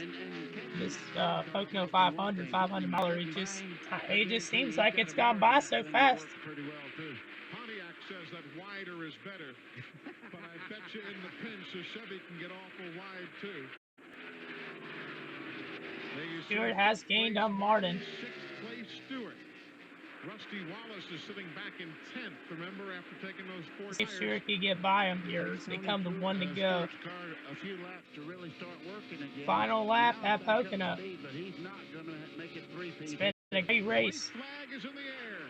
2.5 miles to settle it. Does Dale Earnhardt pick up his 3rd win at Pocono? Does Jeremy Mayfield have anything left for him? Not the way Earnhardt got off the corner. He doesn't. Earnhardt got a great gap there. Let's see if Mayfield can draft him. Get a run on. 2 more corners. Dale Earnhardt won here in 1987. Big run by Mayfield as they come into the final corner. And he's going to move him. Yep. Moves him out of the way. And Mayfield will get his 2nd win at Pocono. Jarrett to 2nd, Bud to 3rd. And Earnhardt went from first to fourth, just like that. Mayfield with the win. Very, very great race. One of the most it was a very iconic finish. One of the most iconic finishes at Pocono Raceway. Mayfield from 22nd to the win. Led laps during this race. Earnhardt's gonna pull up beside him here, it seems. Yeah. And now alongside Mayfield. I mean, anything goes on the last lap, and Mayfield didn't wreck him. He just moved him out of the way. Showing a replay there, he just got into the back of him. Earnhardt slid up the track. Jeremy Mayfield has competed in many motorsports. See if we have an interview. Yeah, we got an interview coming up, and then we'll look at the race results. Childhood hero Darrell Waltrip first win here at Pocono. Earnhardt did gain points on Labonte. Earnhardt was running second in points heading into this race. Glenn, I dare say there might have been some hand signals that were not in the driver's ed manual. Well, they weren't salutes like he's giving the crew now. I'm going to have to ask him about that, Jeremy. Gets a big kiss first and a hug. Jeremy, that was an awfully very excited move on the last team. lap there. A little bit of contact between you and Earnhardt. We saw him come up beside you after the race was over. He led 9 laps. I thought he led more than that. Idea what he was saying? Yeah, that's part of it. You know, he's got me plenty of times, and that's the only time I ever got him. I mean, he can't say a word. You know, I just want to rattle his cage. He's like, he can't say nothing. All right, that was a great call on your behalf. Let's see here. Oh, the classic. That was a great call on your behalf there of deciding whether to go with 4 or 2 tires, Jenny. That really seemed to make the difference. Yeah, I mean, we've been bit like that several times, and we didn't want to get bit that time, or this time, you know. And I knew all the guys behind us, a bunch of them were going to take on 2 to gamble. They had nothing to lose, and they done it early in the race, and we couldn't get around them nowhere if you had 4 or not. Congratulations for Michael Cranfish's corner there. It was gutsy, but hey, it's what it's all about, being on the edge, you know. And if you ain't living on the edge, you're taking up too much space, right? Well, we all just spend a little bit of extra time here in Pocono. You don't mind it, do you? You love this place. I'm glad, because now I ain't got to fight the traffic or nothing, man. It's worth it right here. I tell you what, to win a race like that and be racing Dale Earnhardt. Last time I won here was past Darrell Waltrip, and now it was Earnhardt. I didn't have anything for him, you know. Yeah, let me know your thoughts in the comments about this race. Didn't mean to hit him or anything, just want to, like I said, rattle his cage a little bit. If I were to give it a race rating, I'd honestly give it, I'll give it like an 8.5 out of 10. It was really exciting. Let's go ahead, though, and check out the race results. Alrighty. You finished where?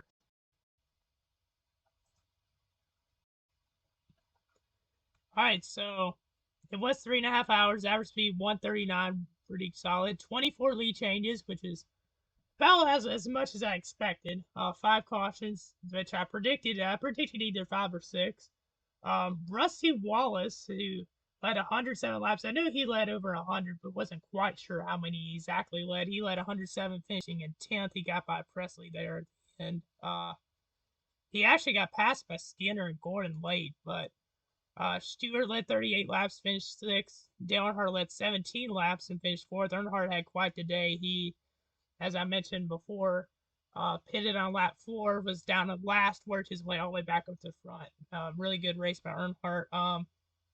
Dale Earnhardt Jr., who was struggling a lot in this race, ended up finishing 19th. John Andretti, first car lap down 21st. Andretti had a really good race, just had some problems towards the end. Ward Burden finished 27th. He was 3rd points coming in. We'll look down below and see where he was after that. So, yeah, I mean, look at all this, the different leaders. 5 lead changes. Really good race. 10% of the race was run under caution. Average green flag run 30 there. The longest green flag run was about 60 laps. So, no, 55. And then there was a 46 one as well. So, point standings after the race, you got Labonte on top. Earnhardt closed the gap from 98 to 57. Dale Jarrett moved past Warburton to 3rd in points after Jarrett finished 2nd. Wallace 6th. Stewart 7th. Yeah, Matt Kenseth had a great run. He started back in around he started in 29th and then ended up finishing 14th, so he moved up to 12th in the standings. Mayfield moved up to 16th. I thought he'd be higher in the points, so let